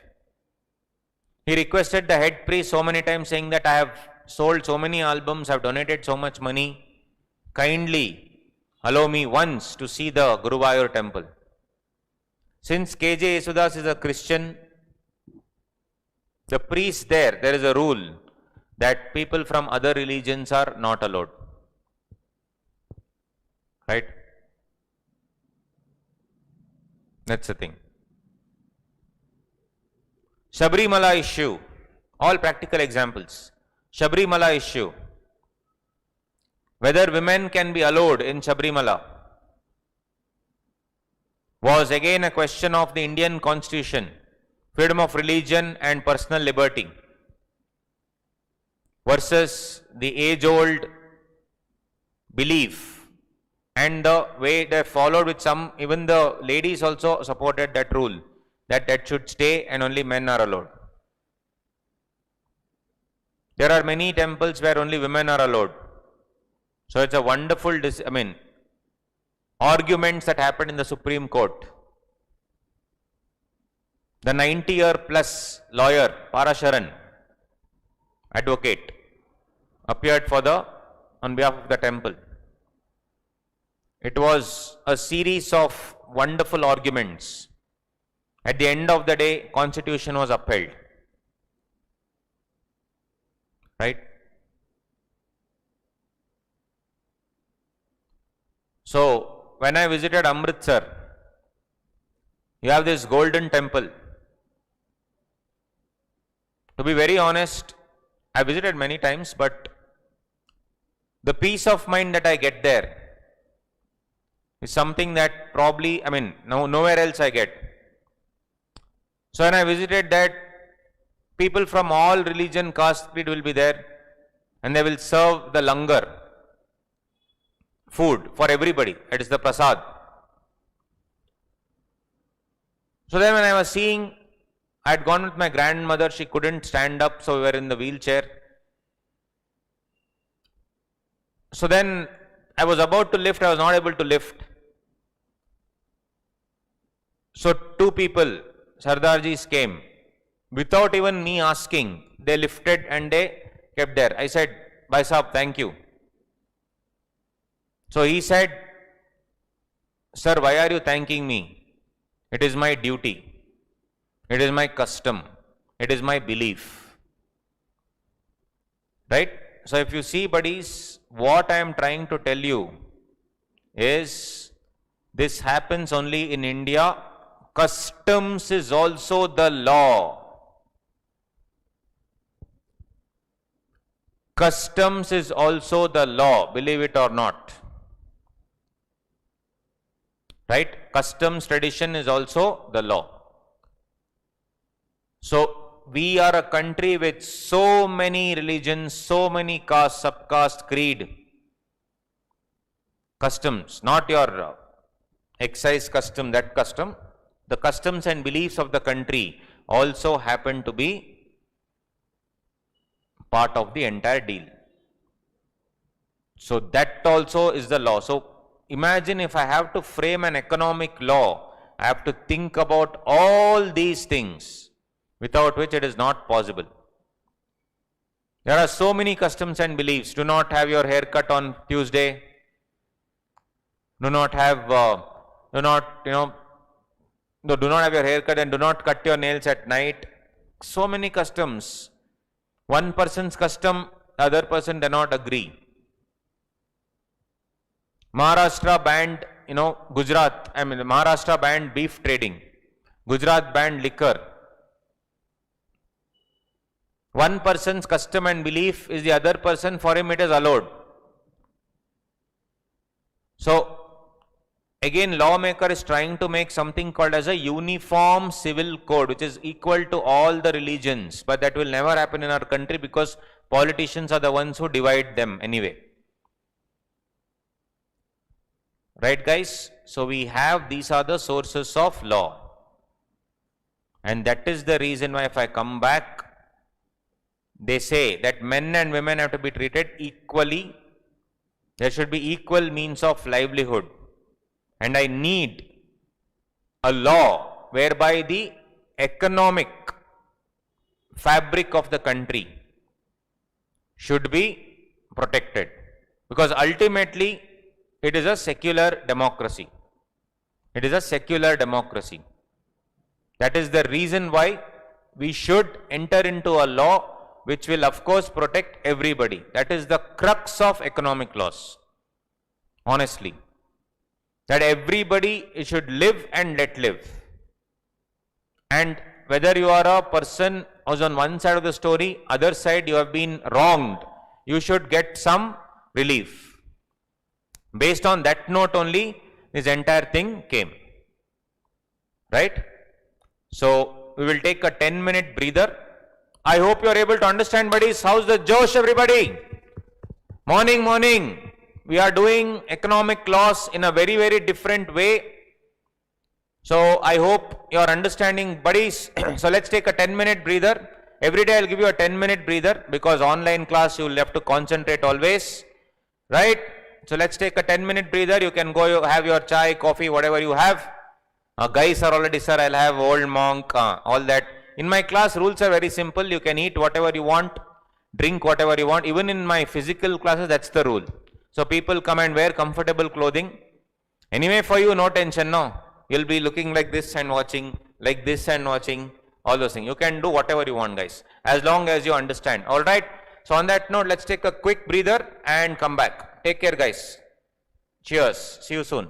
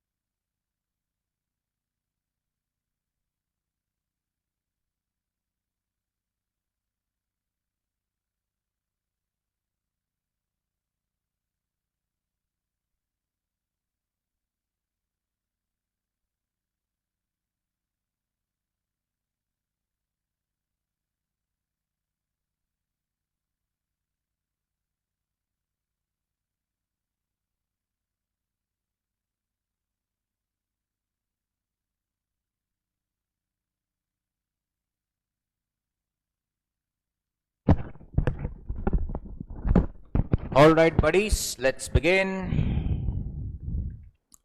Right.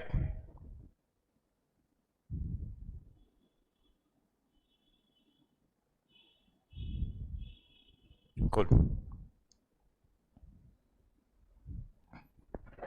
Cool goods. Done. So let's start, shall we? Hope you had something to drink. I cannot survive without coffee. Coffee is my bread and butter, so to speak.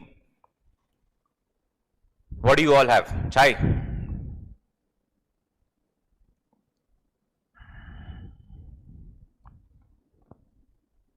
Yes. So if you see, further the state has been directed to formulate its policy, just water, along with that mixing, kadak chai, green tea, oh health conscious, great. Yes. The state has been directed to formulate the policy towards securing inter alia means among other things.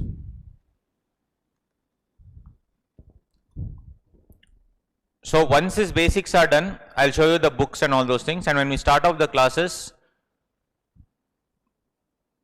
couple of days, we will also learn how to read the Bare Act. This is like the basics of how to read the Bare Act and all those things. Let me see, either we'll do it or I will share you a couple of videos, because basic idea of how to read we should know. It's okay, you will learn it, not a problem, guys.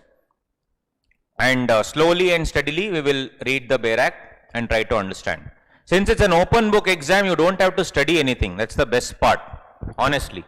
You don't have to study anything, you just have to understand the concept. Right.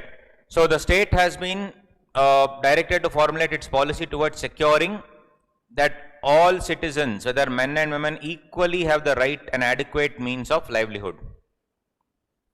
I will tell you everything, Gaurav. Once I show you my notes, I will tell you everything, don't worry.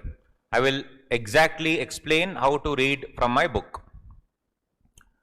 So, right to an adequate means of livelihood. Guys, one thing is, this is as there in the, objectives of the constitution, etc. Men and women. What about a very valid question, because I am talking about economic laws and economic freedom for everybody. What about transgenders? It's a very, very serious question. What about transgenders? Why everywhere, even in law, they have used the word he.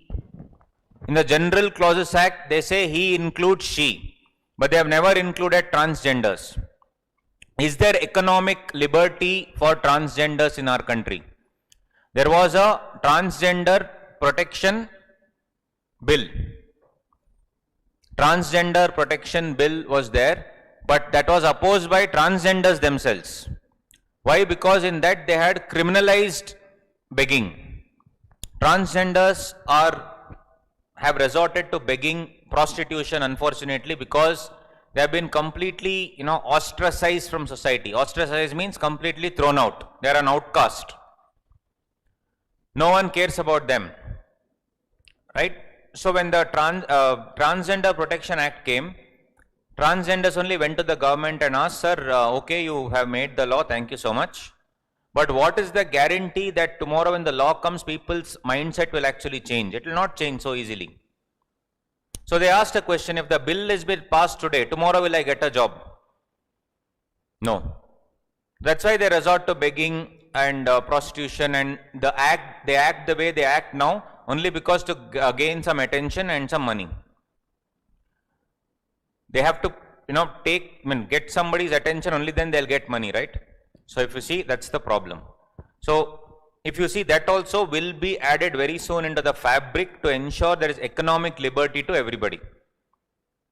The ownership and control of material resources are distributed as best to subserve the common good. Basically, they are trying to tell that everybody should get. This is a socio-capitalistic economy with adequate dressings of communism. Only then a country would survive. The concentration of wealth and means of production, as I told you, in 1947, the wealth was only concentrated among few people. It has to go everybody. That is the idea behind everything.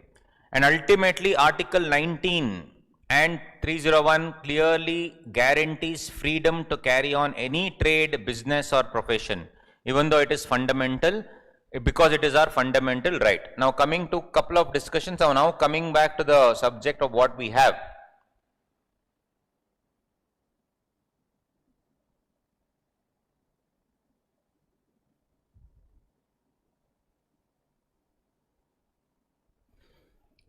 Right.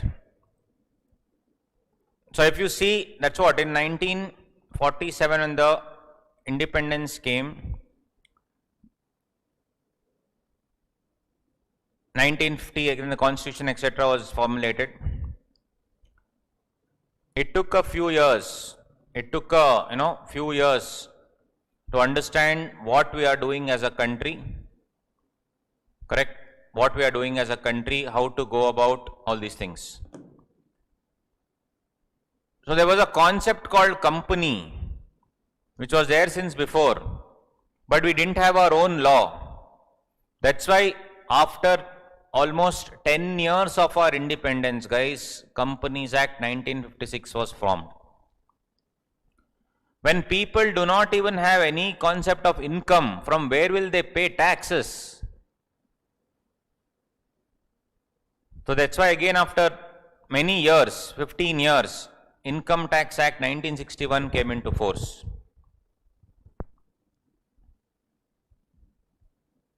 So we had the Companies Act.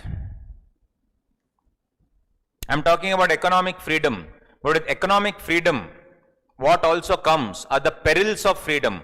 Too much freedom. Can I do whatever the hell I want? Vijay Mallya, Mehul Choksi, Nirav Modi, Ramalinga Raju. The fact that you are owners of businesses, does it give you the license to do whatever the hell you feel like doing? Is the question to be answered. Company was formed, Companies Act, so people could hide behind the veil that the company gives, corporate veil.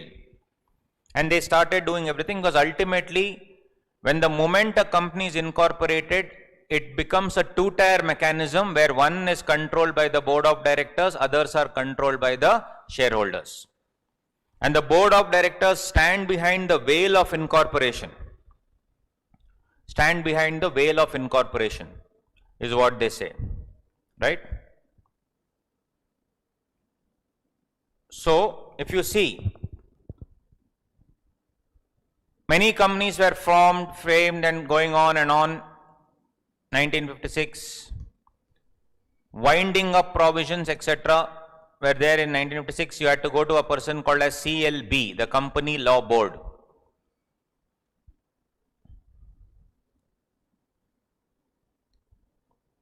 The board of directors standing behind the company started using the money that the company got and diverting to various businesses. And when anybody asked a question, they said corporate veil, you cannot interfere.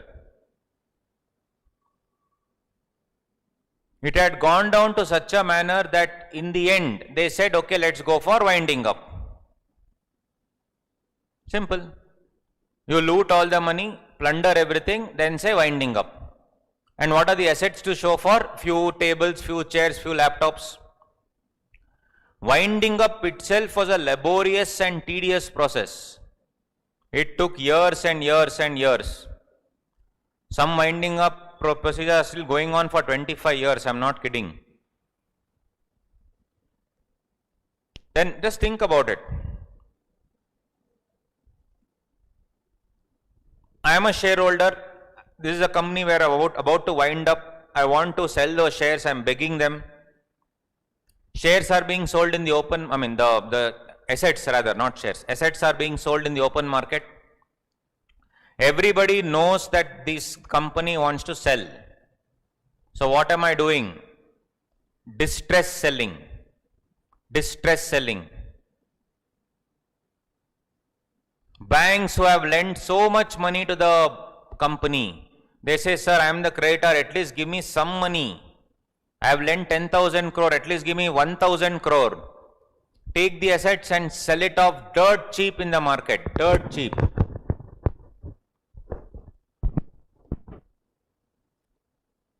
It is selling out of sheer desperation. So the thing is, it went on and on. Companies Act 2013 also came. Wouldn't it be economically feasible? Wouldn't it be economically feasible if one more person who is actually has good liquidity, can he come and take over this company? Would that be possible? The answer was yes. That is the reason why Insolvency and Bankruptcy Code came into force. That is our first chapter. Insolvency and Bankruptcy Code came into force. Are you guys understanding? I am now linking whatever we have been discussing, to our chapters that we have. Right?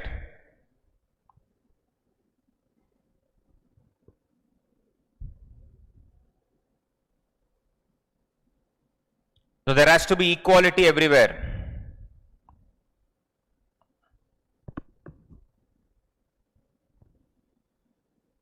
Laws of the land are there, but will it be governed by the state laws or will it be governed by laws of the entire country is one more thing that I need to understand. Will it be governed by just the laws of the land or will I have to see everything is one more point of contention. We'll come back to that. So if you see,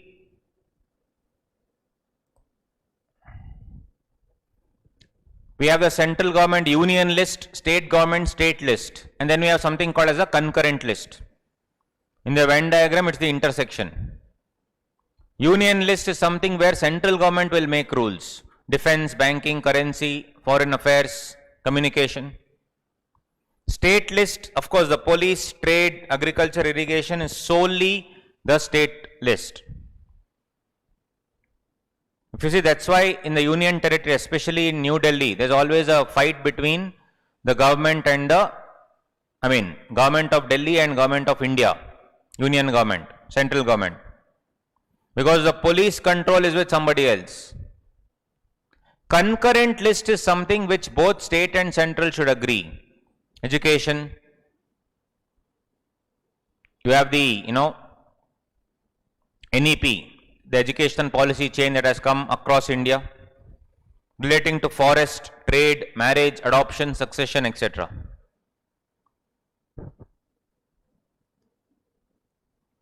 Coming back to this, IBC was needed to ensure that at least some resolution is there. I have not done IBC basics, guys. When we start IBC basics, I'll give you the full history as why the law came, for you to understand how the entire law came into force in the first place. I have not done it yet. I'm just talking about all the chapters.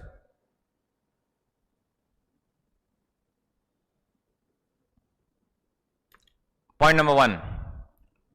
Point number 2, there is something called India unincorporated. The people who pay income tax in India is a few percent, that's it. That's it.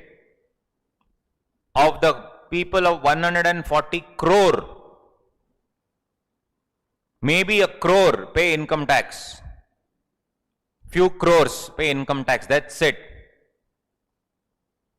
There are other people who do not even pay anything. No income tax, nothing. That is called India unincorporated. They are successful businesses. If you go to the roadside vendors, here in Bangalore, there is a very famous place who makes, egg rice, egg masala and all that. I was very curious to know, one day I was sat there and counted the number of plates he sells. I only counted at least 300 plates one day. I mean, from whatever time I was there. Each one he charges around 40 rupees. Correct? 40-50 rupees on an average. You see, 15-20,000 rupees per day. Do the math. Into 30, 6 lakhs. In that you take half as all expenses, no problem. That will not be there also, but assume. So his profit was 3 lakh rupees. Do you think he pays tax? No.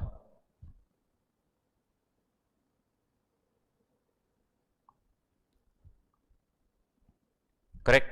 So India unincorporated is one more thing that we need to take care of. Think about the lawmaker. One part is IBC. These are registered businesses going down. I'll save them. IBC, Insolvency and Bankruptcy Code. How, what, why, we'll see later. But what about the India unincorporated? We need to save them. I mean, we need to ensure that they also don't take us for granted. Correct? So, just 1 second. To make you understand what is India unincorporated. To make you understand what is India unincorporated, you have to watch a video. It's a very short video. You will understand what is India unincorporated in that.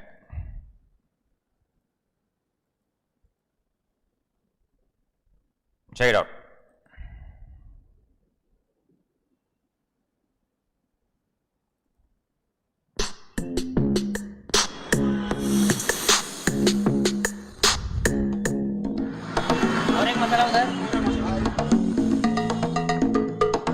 मेरा नाम मारियप्पन। मैं इधर 15 साल से धंधा करता हूँ। सुबह 8 बजे आएगा, शाम 4 बजे बंद करूँगा।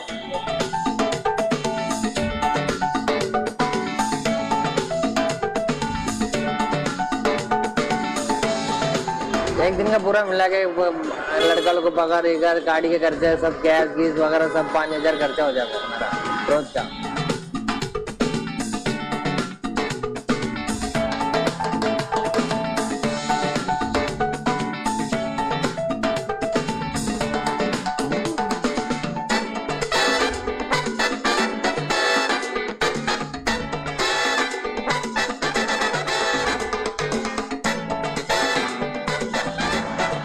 मंगलवार बुधवार अच्छा रहेगा, 3 दिन हफ्ता में 3 दिन थोड़ा अच्छा रहेगा, 3 दिन थोड़ा स्लो हो जाएगा धंधा।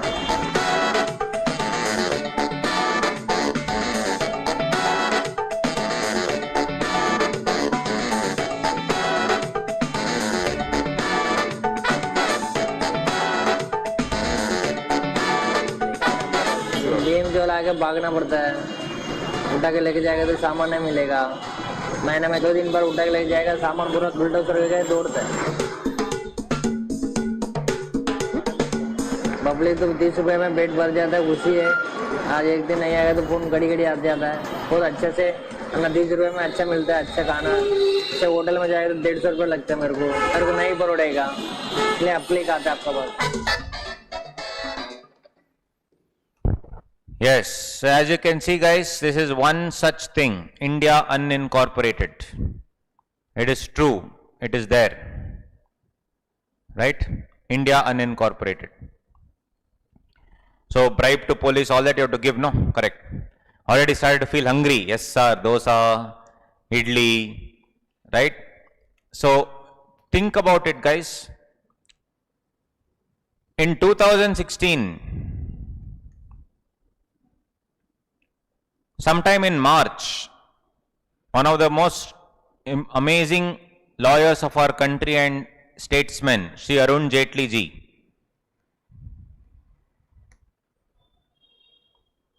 announced a scheme called Income Disclosure Scheme. They said, you please come and disclose your income, your ill-gotten wealth. No questions will be asked. Correct?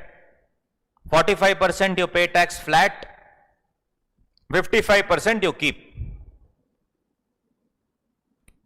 A businessman in Gujarat, a diamond merchant, disclosed some 400 crores. A vada pav seller in Mumbai disclosed 150 crores. Arun Jaitley, huh? How? Hey, cheating, no asking, cheating. But in India, we have trust issues. I already told you, no? We trust outsiders. Oh, please come, loot us. But we don't trust our countrymen. When Arun Jaitley is telling that no questions will be asked, the doubt is, okay, no questions will be asked now.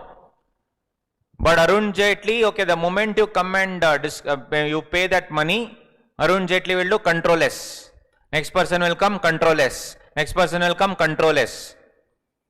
I will keep an eye on you in the future, and I'll also keep an eye on what you did before also.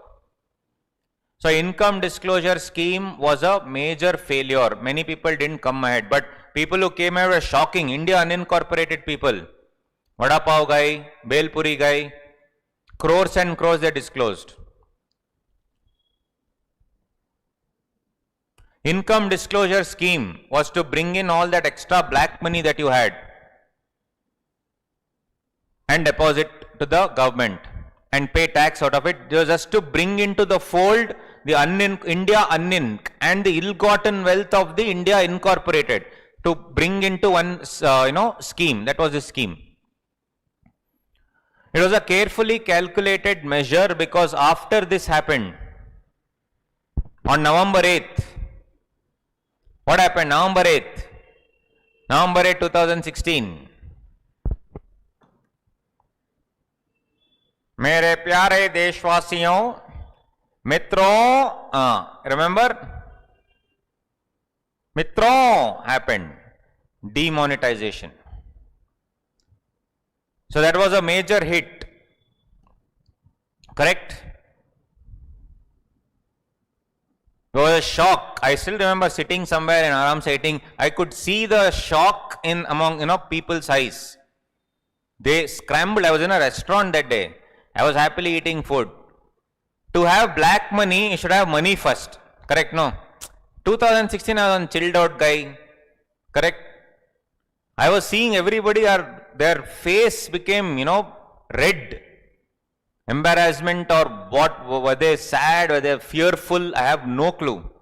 But they became so uneasy. Correct? Aaj raat 12 baje se, he told, that's everybody started running. Hey, 12 o'clock, it's him, run. So if you see, that was again to bring all this India unincorporated into the fold. They came to know that there are so many people who are laundering money. Laundering through various means. Open, let's say, a laundromat, open a car wash thing, and your black money, which is your, money not offered to tax, and also your illegal money, the money that you get from illegal means. Terror funding was happening. It was being funded for terrorism. That had to be strengthened.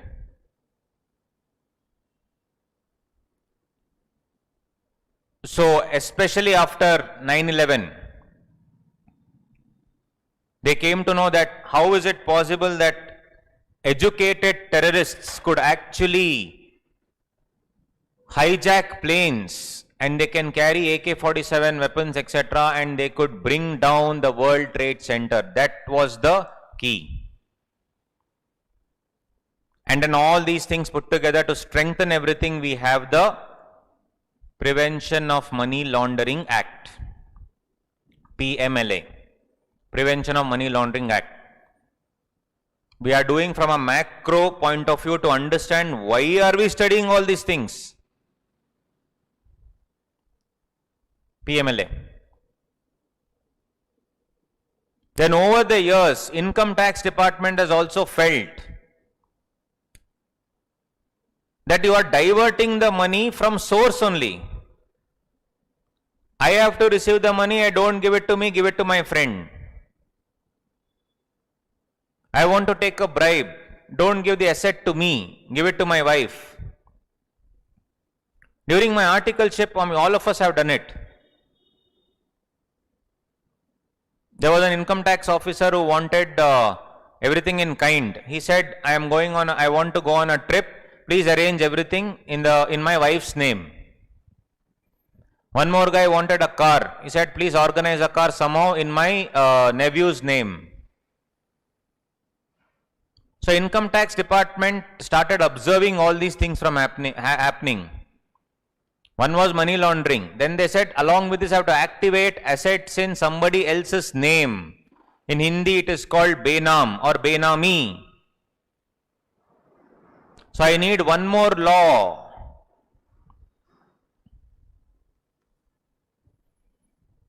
Benami, Prohibition of Transactions Act. This is all your economic law. One chapter, second chapter, third chapter. Not necessarily in the same sequence. I'm telling you, all these are there. And Benami is actually with income tax act. It is a mix. It stems from income tax act, right?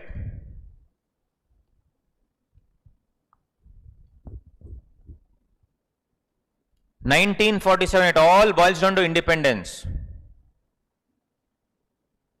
When you are imprisoned for 300 years and I suddenly let you out, you don't know what to do.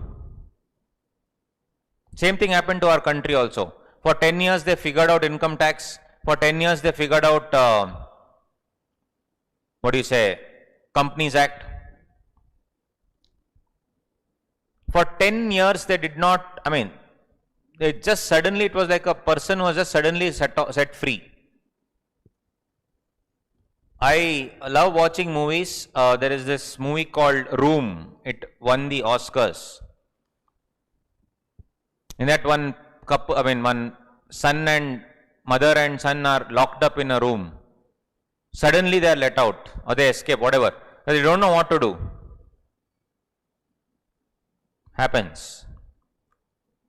So now in 1947 this happened. So the thing is, people now, once they realized what was happening, they didn't want anybody to come. Atithi Deva Bhava became completely reverse.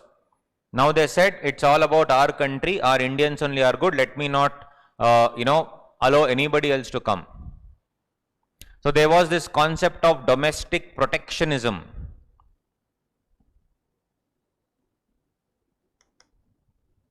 Domestic protectionism. Others were not allowed. One man realized, or rather 2 men realized, that if India has to get back to being a developed country, cannot do it on its own. 1947 was a long time ago. We are in the 1990s now. If we don't open up our country, things will be a problem forever. Money coming outside India into the country also, they have restricted with Foreign Contribution Regulation Act, which was more of a prohibition. Correct, guys? Jishnu, Ritik, right, you're right. It was more of a prohibition. In 1991, 2 gentlemen, in my opinion, because of these 2 men, the country is where we are now. It has got nothing to do with politics, nothing to do with any political party. Always give credit to the person. Manmohan Singh. Yes, Manmohan Singh. Ably supported and complete backbone was our Prime Minister P.V. Narasimha Rao. He is the unsung hero. Nobody knows about him, nobody talks about him, unsung hero. P.V. Narasimha Rao, a stalwart in 22 languages, can you believe it? Multilinguist, extremely brilliant. Used to speak Japanese, French, Cantonese, Tamil, Telugu, Hindi, Malayalam, that very, very pure, Kannada also. 22 languages expert, French. Generally, these people, when they go to other countries, we have to actually hire a translator. This guy, our man, directly going there and talking in pure chaste, that particular language. Brilliant. From a small village in Andhra Pradesh, the Prime Minister of the country. I'll explain more in that particular thing when it comes. And one of the most brilliant men that India has ever produced, Manmohan Singh ji. If you see his CV, rather than telling what he has, what he has done, better to see what he has not done. They said that time we really need to open up our country. So definitely there, LPG. Liberalization, privatization, globalization.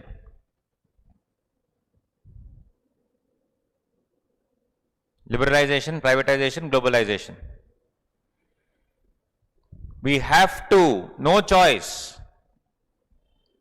And he said that the economic barometer of the country,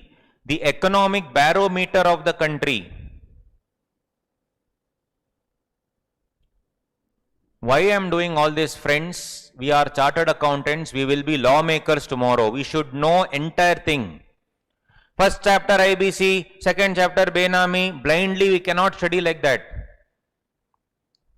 Think about it, 6 months later you will be chartered accountants. 1 year later you will be chartered accountants.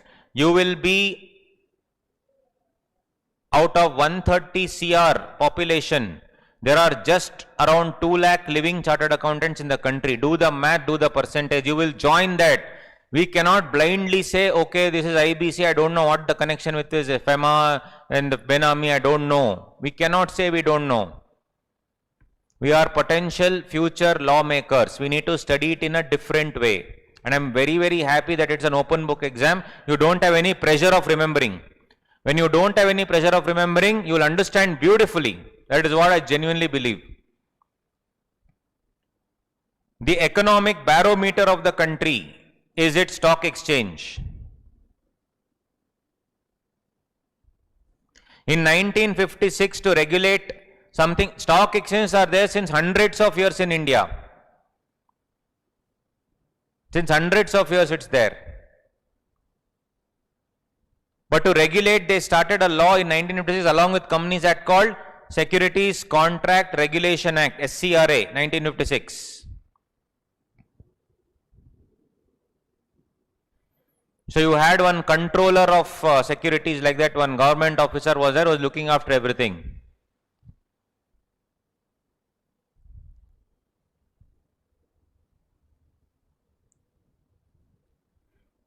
Just when this SCRA was like a toothless tiger, Security Exchange Board of India was there in 1989 only as an institution. That also was a toothless tiger. No powers, no much powers. Just when the country was about to open up, one man figured out the loopholes and minted money. Again, I will respect him, Harshad Mehta.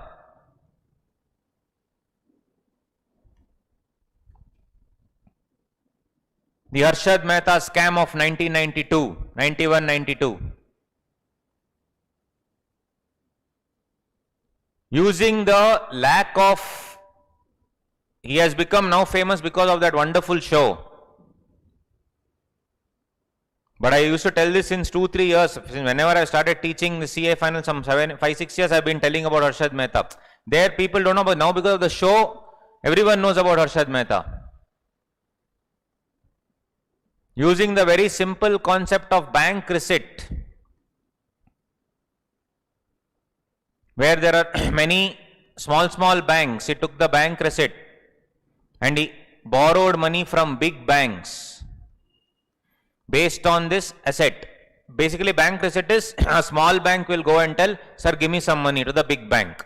How much you want? 1 crore. What is the security? Sir, take my bank receipt. Bank receipt is the amount of deposit, etc. I have in my bank. Simply explain. Based on the security, underlying asset is the deposits which are there in my small bank. He went and bribed these small fellows to give him fake BRs. He went to those big banks and got money. Everything had to be done through a broker. That time Harshad Mehta was the broker. So the money came from big banks to Harshad Mehta's account. Harshad Mehta never transferred to them. He started investing in the market. He went to companies and said, what is your share value, how much you want me to do? In one case, something was 200 rupees, he converted it to 9,000 times. 9,000 rupees he made it. Just by asking all his network to keep buying. When everybody starts buying, then tank it, sell it. He used the loophole in the system to do this. And on one side, I am opening my market. Now the entire world will see how foolish we are, how our system is not robust.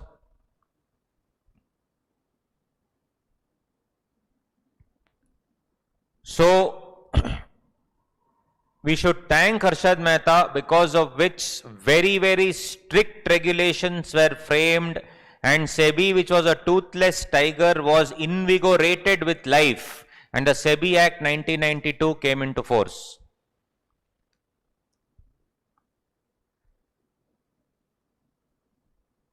Right? Came into force because of that.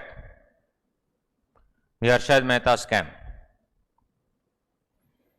Because SEBI Act came, then people will be seeing from outside, okay, this is SEBI, let us try investing. You also know in our country, the rupee may be strong, weak, whatever the case may be, but ultimately it all boils down to what? It all boils down to the foreign investment only. We are strong because of incredible foreign investment. And if the stock market is not strong, nobody will come.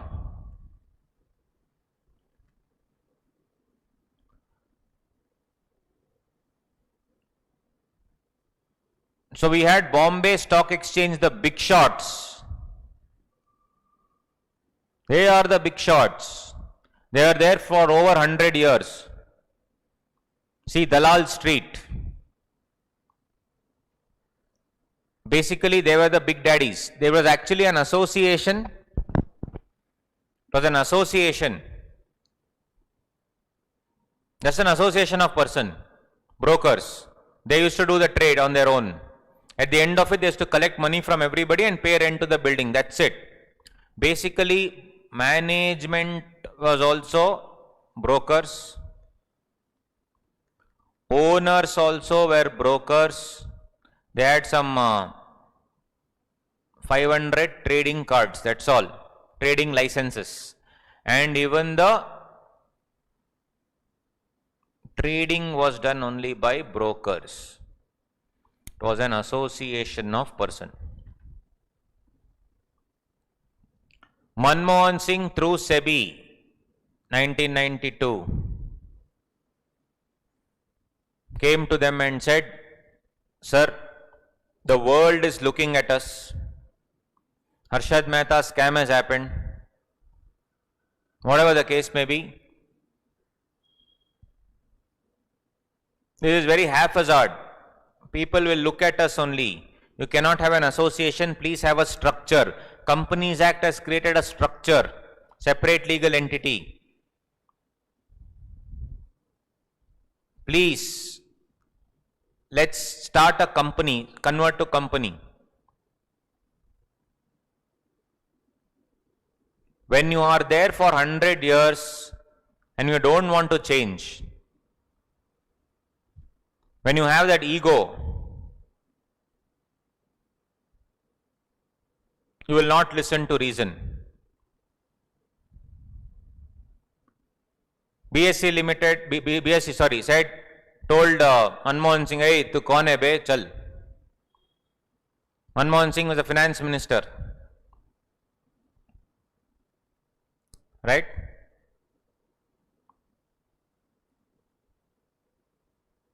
If you remember, before the pandemic, everywhere physical classes were going on. People didn't want to change. People didn't want to embrace video classes, especially trainers. And after the pandemic, wiped out. Everybody was wiped out. Correct? So now we teach at an empty classroom with facing the camera, meeting you virtually. Teachers have become actors where they need to fake as if people are sitting in front of you. However much difficult it is for the student, the same difficulty is for the teacher to maintain the tempo and to garner that interest without having been able to see the faces. It's very difficult. But the moment you feel, oh, I am great, that is the beginning of your end. If you feel people should come to me, I don't have to go to students, then gone. Same thing happened with BSc. That's the thing. The moment you feel you are the best, that's the beginning of your end, is what I say, is what I honestly believe in. What do you think? Yes or no? That's how it is, right? The moment you feel you are the best, you are the great, that is the beginning of your end. Very simple. So same thing BSc happened also. They said, I am the best, I am the soul, I am the monopoly. If I was the only law faculty in India, probably I'll be like, I am the best. You want to take, you take. If you don't want to take, you don't take.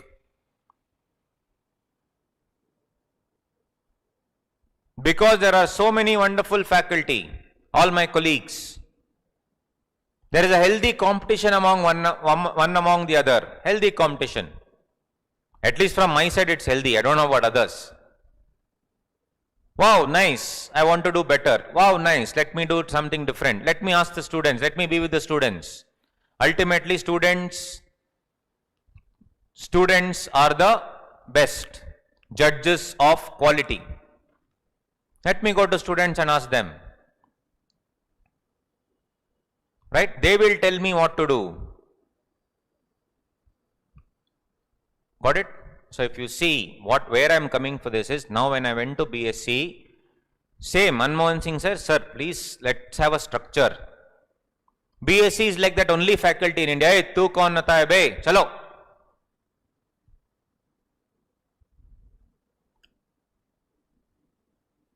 Manmohan Singh said, okay, sure. Sure, bro, no problem. Got it, bro? Right? Manmohan Singh, brilliant man that he is, called up his friends in Harvard University. He was a trainer at Harvard and Oxford. Incredible man. And he said, I want to start something. Can you please take over it for a couple of months and run the show? They happily came. When you feel you are the only person in India who can trade, and mind you, this was trading only in Bombay. You would have watched the movie Guru, I would have seen Scam 1992. On each corner they used to stand and shout. And actually, at least 1992 it was fine. But before, in that Guru movie, which is loosely based on the life of Dhirubhai Ambani, you should see Dalal Street there, standing on a stool and shouting with physical securities. This guy started a competition, NSE Limited, National Stock Exchange, started by Manmohan Singh. Manmohan Singh means the government, I meant. Ownership 51% by the government. Yes, I will pump in money, let's see. Then he said, trading rights, I will not restrict to 500. I'll give you 5,000, 10,000, however much you want. Come, take it. Leased line, first ever leased line was brought into India. Internet also was booming that time. And he started online trading. If you think you are the king in physical classes, bro, I have online classes. Correct? You only trade in your city. I trade across India and across the world also. Last batch I had students from Dubai and all coming. Indian students. in Dubai and Australia from attending my class. So nice it is. The concept of online trading has completely, what do you say, ruptured barriers. No barriers now. Wonderful. So online trading, all India trading. If you are a king in a small place, this wanted to be king across the country. Obviously, people started slowly and steadily preferring NSE Limited.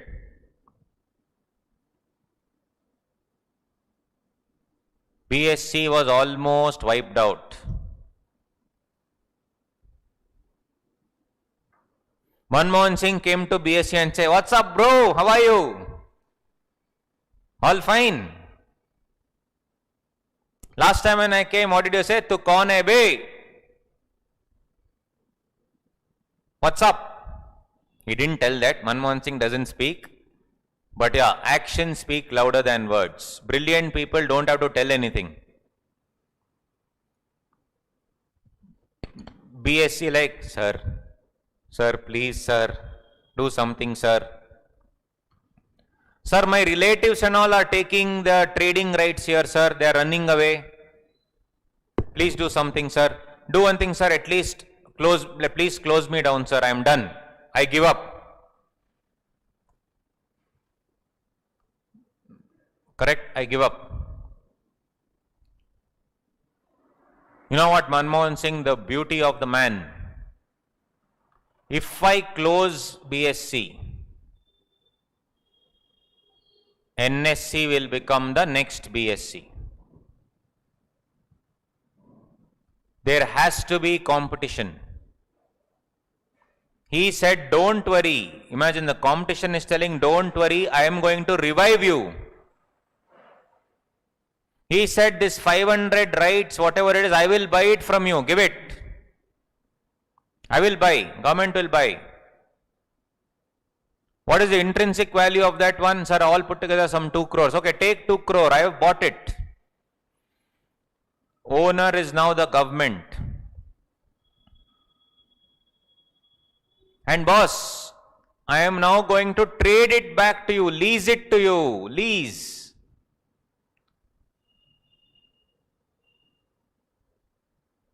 So now the new BSC,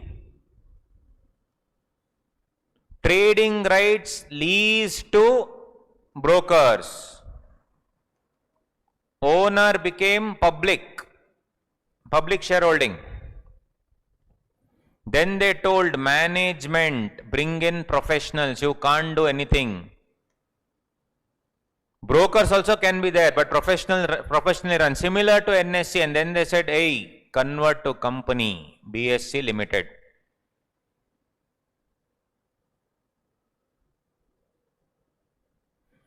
Everything was by professionals, everything was by brokers, split into 3 things. This is called as, converting to company is called corporatization.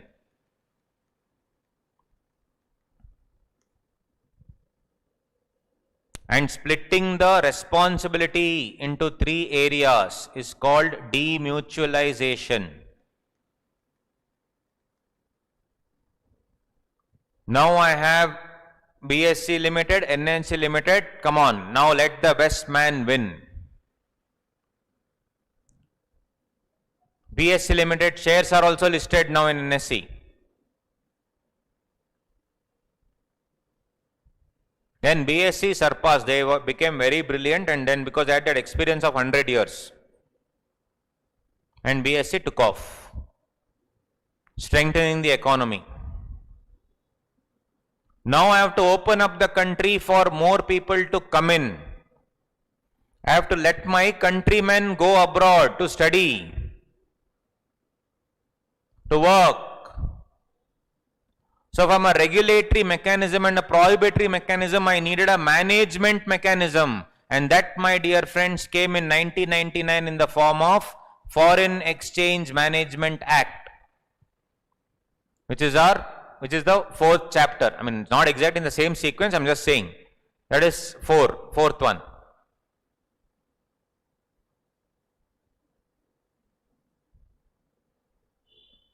Lot of money was being pumped into various, black money. The black money was in hordes and hordes in the real estate sector. Real estate sector was badly hit by this, money laundering. So anyway, we have on one side PMLA.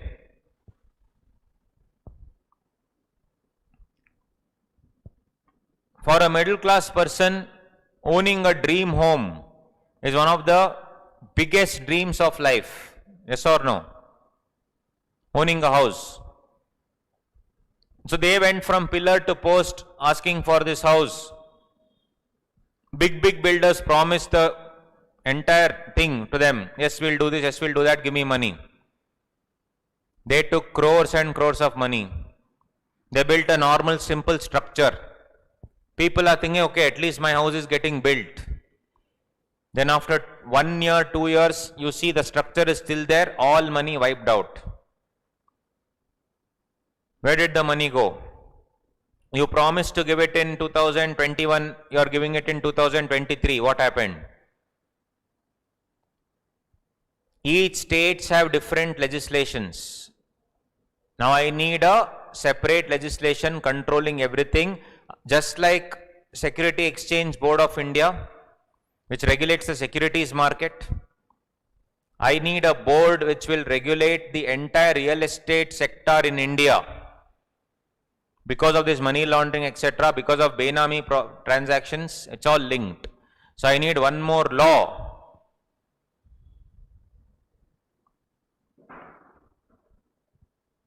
Real Estate Regulation Act, RERA, 2016. That is one of the other legislations.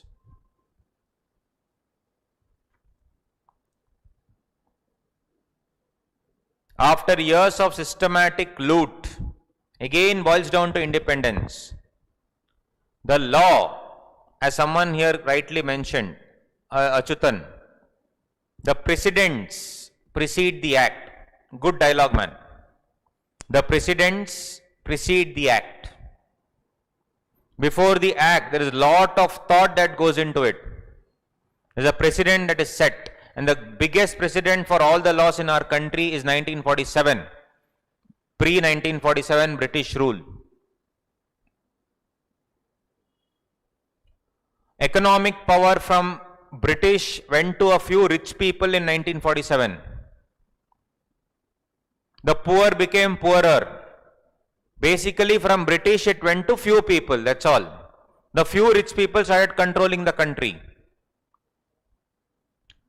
When anybody from the lower ranks tried to speak up, they were silenced. Because I am the big shot here, you shut up and sit.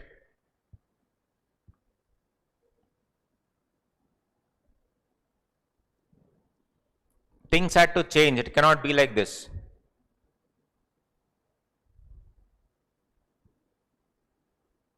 So what happened? Slowly, by the time 1970s came, there was widespread monopoly in the country. Where the rich started getting richer, of course poor became poorer. So in 75 range, 70s, Indira Gandhi, Prime Minister,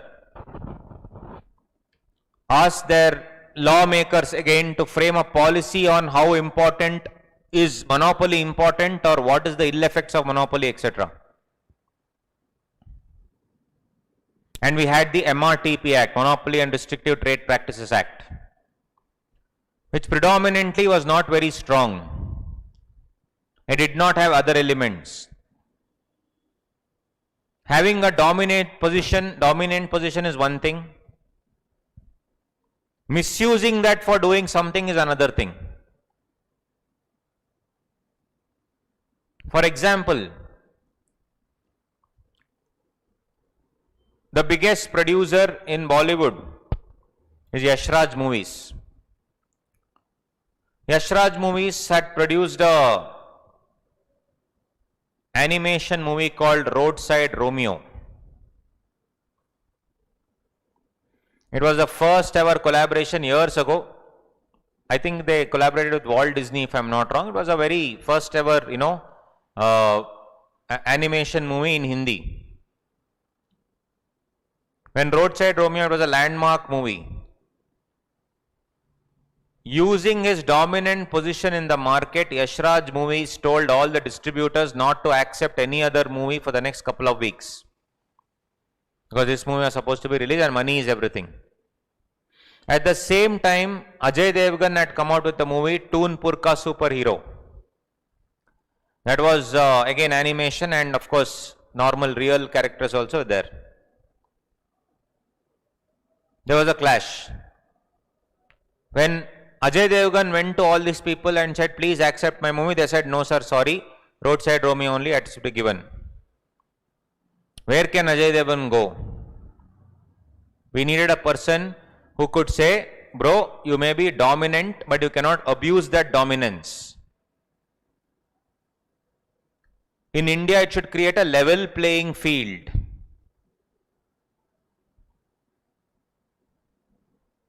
If you are a person, you should allow somebody else also to come.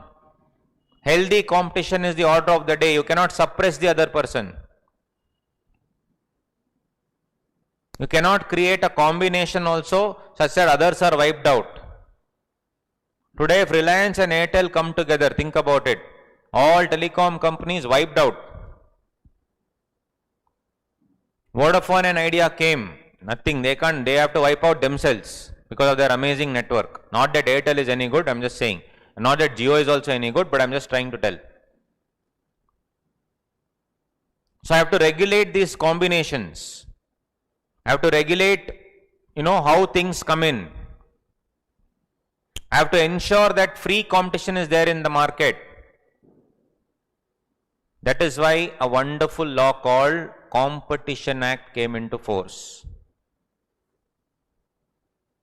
Competition Act. So Ajay Devgan is protected because of Competition Act. He actually, true story, Ajay Devgan went and said, this is nonsense. So Competition Act told Yashraj, bro, why? Both movies should release at the same time. Both movies were so amazing that both were flop. 1 week they went, but it should create a level playing field. You should create a level playing field is the order of the day. You create a level playing field, you are done.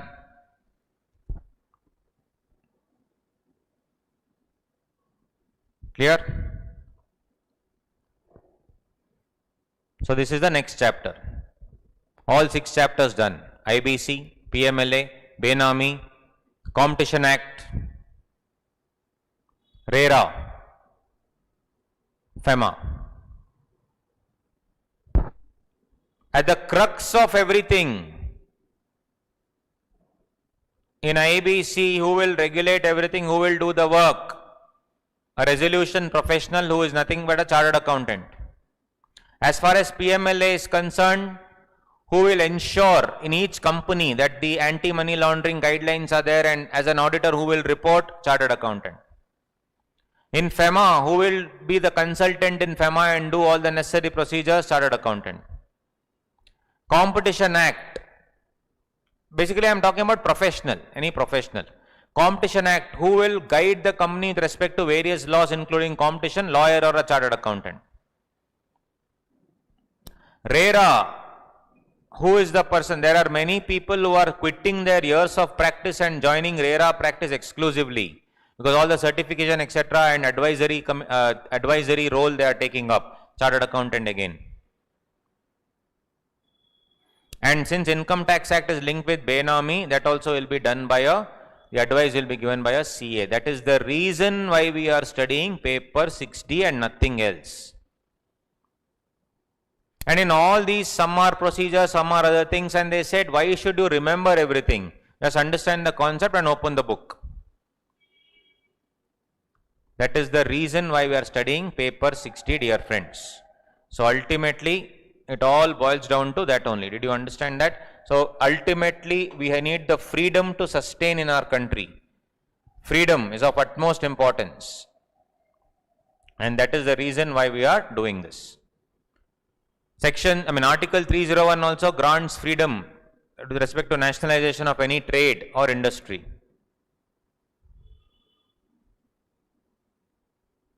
Come to all this.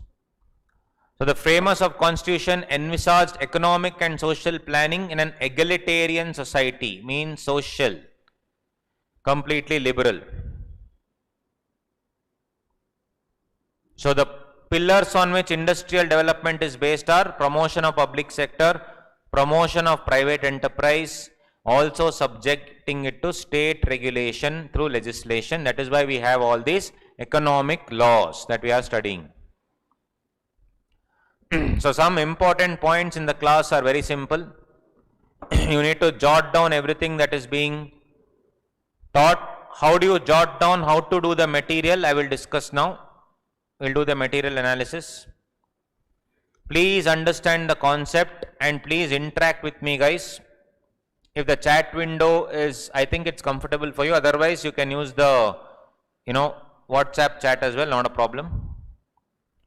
Please ask doubts. It should not be like a one-way communication. And you need to make a pledge today. What pledge?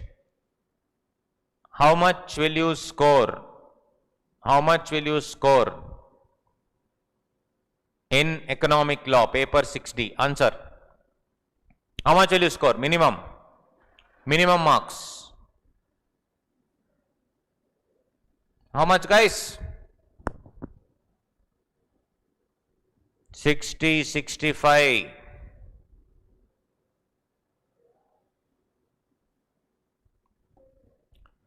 Minimum 65. Minimum 65. Good. Minimum 65 is going to be 70, 75, 80. Good. You can do it. So for that, you have the material anyway.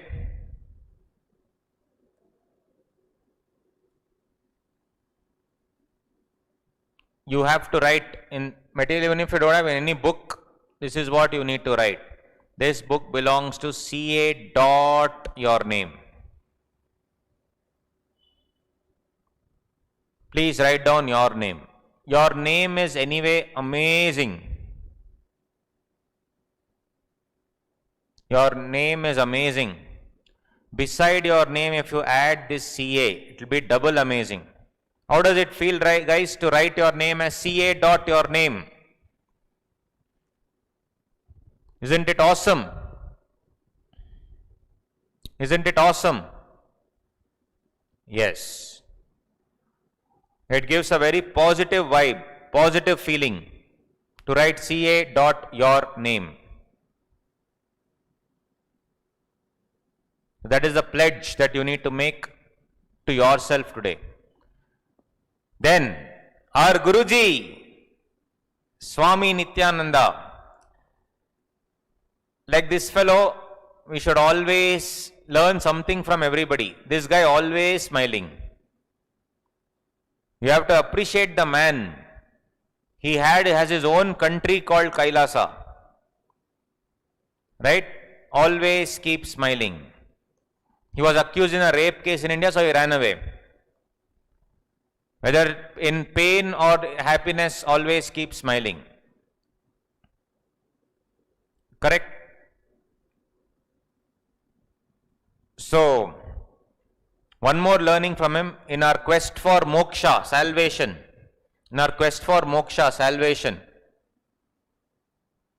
we should enjoy our entire journey.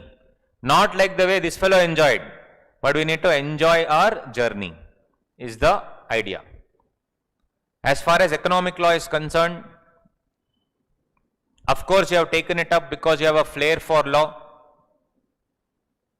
You should have an analytical ability, interest is there. What loopholes existed and how they have come here, that you need to understand. Some of you may have taken it only because you feel it is high scoring. Yes or no?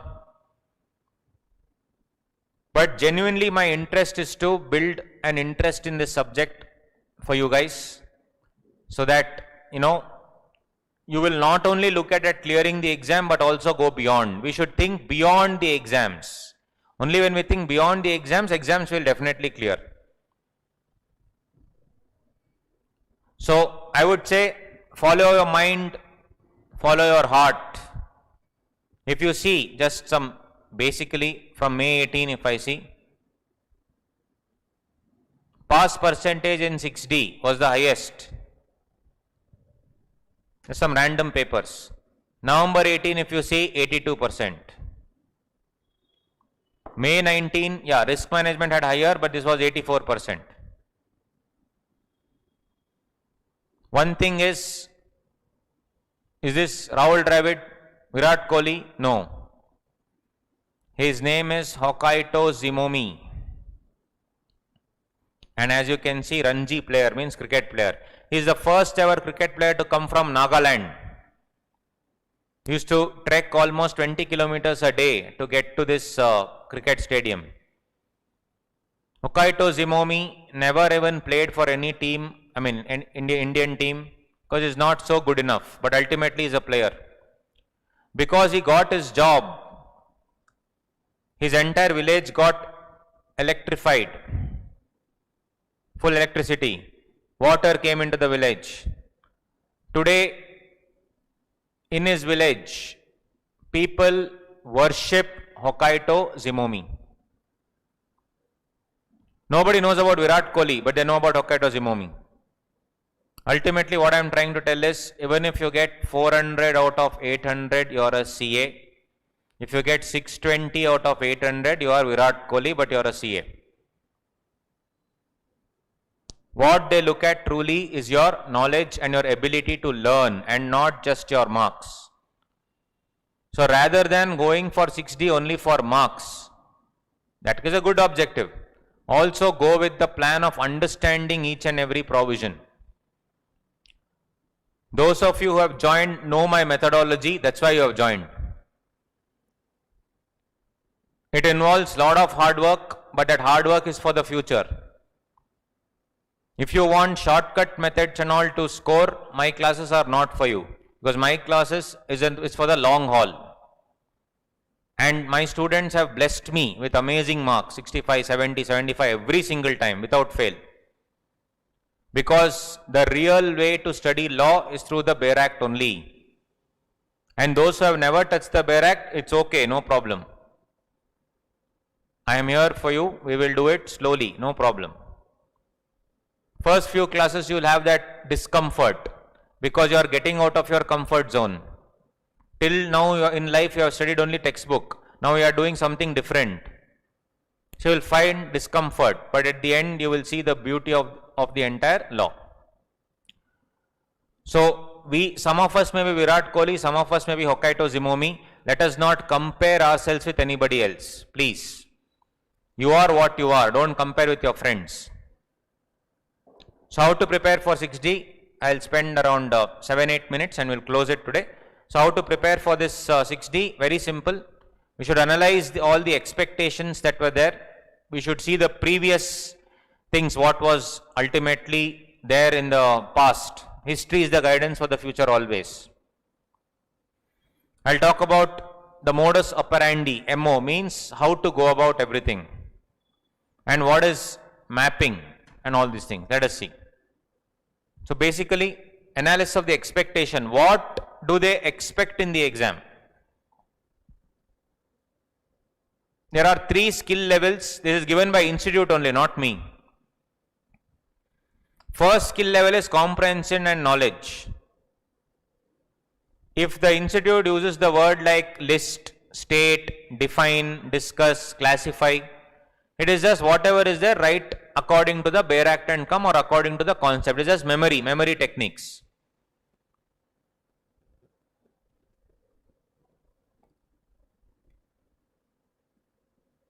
State the level of, state the number of states in India, state the 3 states in our country, means 3 states of environment, solid, liquid, gas, that one. So it's very simple. Easiest this is. Memory out of memory, whatever you figure out, right. Easiest. Do you think paper 6D will have some questions? Yes. Then analysis and application, where you have to apply the concepts. So a higher percentage will be in this area, where they use the verbs like analyze, integrate, apply, examine and all those things. Third one is combination of various laws and various sections, because that is evaluation and synthesis, integrating the provisions, 5-6 provisions together. Again they'll use the word advise, discuss, evaluate, recommend. This also there will be a solid percentage. Here the percentage of questions will be less, but it will be there. But institute will test based on analytics and evaluation in paper 60. Even if you see the history, I just show 4-5 papers. May 18, November 18, May 19, November 19. In May 18, November 18, it's all 3 case studies they asked, that's all. Each one 50 marks. But from November 19 onwards, they have introduced the OMR for MCQs. And they are trying to give 5 case studies, out of which you have to write 4 out of 5, 25 marks each. They can also give you 20 marks case study and ask you to write 5. It will have a combination of MCQ and non-MCQ, descriptive. So predominantly first attempt you skew, this is a skewed attempt, you can ignore this. Predominantly every act they keep asking. IBC will easily come for around 30 marks. PMLA will come for 25-30 marks. Everything like that, they'll mix and match. RERA and Benami generally little less.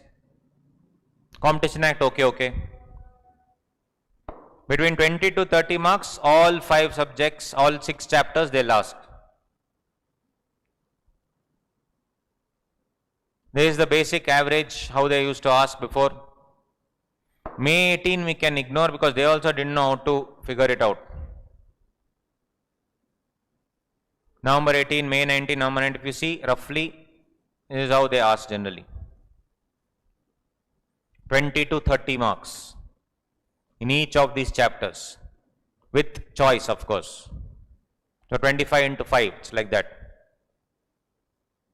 25 into 6, 150 marks, of which you have to write 100. And if you see, they'll do a combination. Case study 1 will be IBC Competition Act, IBC only, Competition Act only, RERA plus Benami, mixture of MCQs. In November 19, for example, there are 5 case studies. Each case study has 3 sub-questions. First is always MCQ. Combination of IBC plus Competition Act. Second case study, first part MCQ. Second and third part is non-MCQ. Roughly around 40 marks comes from MCQs, guys. 40 marks MCQ. 40 marks MCQ. 60 marks no MCQ. So it's actually high scoring, it is easy, you can figure it out. Not a problem at all. How are we studying it? First we have to learn something called as Prezi writing. Prezi writing during the course we will understand. It is nothing but condensing an entire thing, because case study they will give you 3, 4, 5 pages. Condensing everything into 5 lines, 6 lines, 10 lines. Then nothing is going to help you like the bare acts. Then ICA study material, textbook, charts, case law, case study, MTP. Then keep reading the news.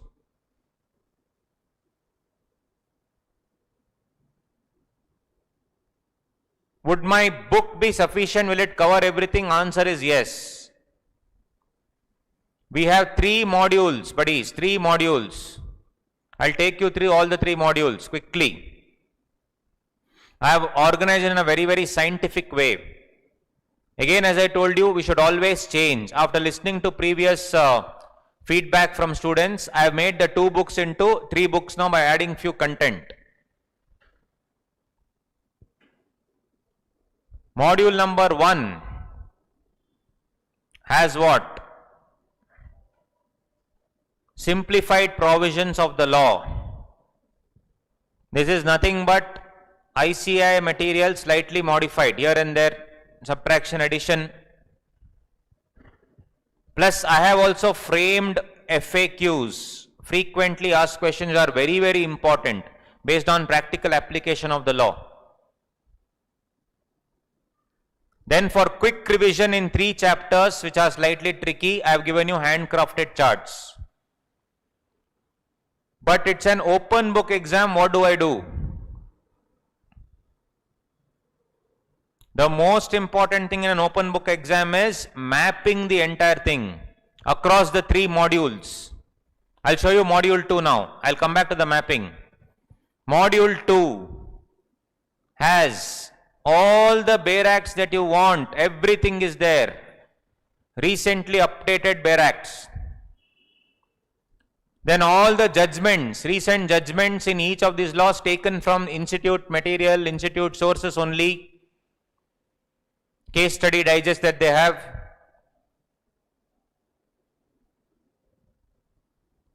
Right? All these case laws. Most of the case laws during the course of the discussion only we do. This is for your additional reading. Each case study has a QR code. When you scan it, automatically it will take you to the full case if you are interested. Excuse me. Right? Lot of work has gone into scientifically designing the material. Module number 3 is a complete case study digest. We have with us around 85 case studies. I have also organized this chapter wise, in the sense in case study 1 what all chapters will come. In case study 2 what all chapters have come. In case study 3 what all chapters have come. Arrange page number wise. All the 3 modules are linked by one comprehensive mapping which during the course of the classes you can only do. Majority things I have done. For example here, this is the Bare Act. Short title and commencement. While doing the classes only, after each class, you can write the important subsections discussed here. In the simplified provisions of law, module 1, this section number 1 of IBC, is in page number 5 of module number 1. If you go to page number 5, you will get that. In the Bare Act, which is module number 2, it is in page number 1.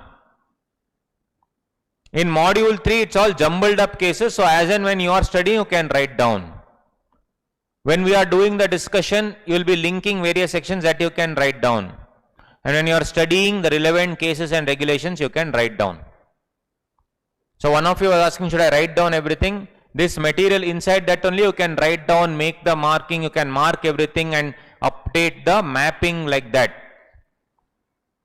In the previous batches and all, I had not given these 2 mapping. This time I have made that effort and put the mapping here. This is the most important mapping. So imagine in the exam, they ask a question. You know for sure it is from section number 7. You want to know the exact wordings of the Bare Act. You will directly go to page number 9 and 10 of the Bare Act module number 2 and copy down. And you want some more analysis, you will open 15, 16 of module number 1 and understand. Are you understanding the linking, guys? Are you understanding the mapping, buddies? You have 4 hours, but I cannot waste time. How will I do it? Through mapping. Then I want to see the case studies, case laws. I can easily see in this only. When I am doing it, I will be writing it. So like this, we need to map. Each and everything is mapped anyway for you. We need to keep, as and when you study, you have to keep writing. So, are these 3 modules enough for the examination? 100% yes. Should I carry anything other than it? 100% no. I will be showing various other cases also in the classroom discussion. You can see that and you can compare. So when I open the Bare Act, whenever we start classes, you can go to module number 2 and do the Bare Act. We'll be doing through this. I'll open another screen, you can see from the book. Then the relevant stuff will revise from the simplified provisions. Judgments are very thing, we can see whichever judgment you want, you can write. These cases you can anyway do because most of it we'll do, during the close of the classes only we'll be doing all these things. So that's about it, guys. This is what I wanted to tell you. So like this only we will study all these things. Alright, so we will have to do the Prezi writing, Bare Act analysis, everything. All this is part of my module 1, 2, 3. There is nothing else you need to do except attend classes regularly. The methodology is different to study. That is what we are going to do. So on that note, we have finished our introduction, my dear friends. I had superb fun discussing with you. You also slowly have to start interacting with me more. Tomorrow we will start off with the classes. I will be starting with IBC. The beauty about this, we will be starting with IBC, PMLA, FEMA. These 3 chapters are also coming in paper 4. If you study in paper 6D, no need to study in paper 4. Added advantage.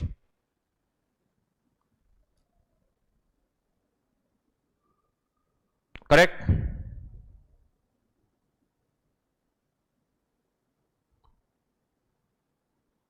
And those of you who have not joined my Telegram channel, please join CAPJ Virtual and you can sit the discuss item. Great if you could drop the slides of why economic law. Okay, I will put that there, no problem. And this thing, I'll put it on our WhatsApp group now for now, and for Telegram also for recorded students, no problem. And yeah, paper 4, if you study paper 60 properly, no need to study this in paper 4. Case studies are 85, around 10-15 I'll discuss. I have videos, I will send those links to you. So that only is around 10 hours of discussion, some 7-8 hours of discussion. You can go through at least to know how to write and all those things. Others you can analyze on your own, not a problem. Once you understand how to read, even if I give you 200 case studies, you will solve it on your own. Got it? So nothing to worry, guys. We will take it one step at a time. We will discuss the art of learning the law, art of figuring out the answers. Other things will come on their own. If you listen to IBC in paper 6D, no need to listen to it in paper 4. I repeat. If you listen to IBC, PMLA and FEMA in paper 6D, those 3 chapters in paper 4 are also over. There are certain extra things in paper 60 that I will tell you. Paper 4 and paper 60 are the same. Paper 60 little extra is there. So when you are studying full, including extra, why do you have to study this? Are you understanding? No need. On that note, friends, thank you so much. I had superb fun. So let's meet tomorrow, same time. Okay? Take care. Classes will be from Monday to Saturday. Sunday, no class. Sunday, all of us deserve a break. No class. As a strict policy, I have done it because I used to overdo a lot before and I got affected by COVID. I was hospitalized. And in the hospital, I realized there are certain things that you should do in life. One is take a breather. I used to take 12 hours class every day without even any, caring about living a life. I used to live my life differently. I used to travel a lot. I travel a lot. 3 to 4 months a year I travel. But during 8 months, I used to slog so much that I thought that, okay, you should probably take a break. So Sunday is a strict rule, no class. Sunday is a time where you need to spend time with family, where you need to enjoy, we need to balance it out. That trigger, it came when I got affected by COVID. Alright? So thank you so much, friends. No Sunday class, Monday to Saturday, like this it will be. It will go on for whatever, around 80-90 hours. Alright? Thank you so much. See you tomorrow. I hope you had fun. I had a lot of fun. Take care. Ciao. Bye. See you. Take care, guys. See you.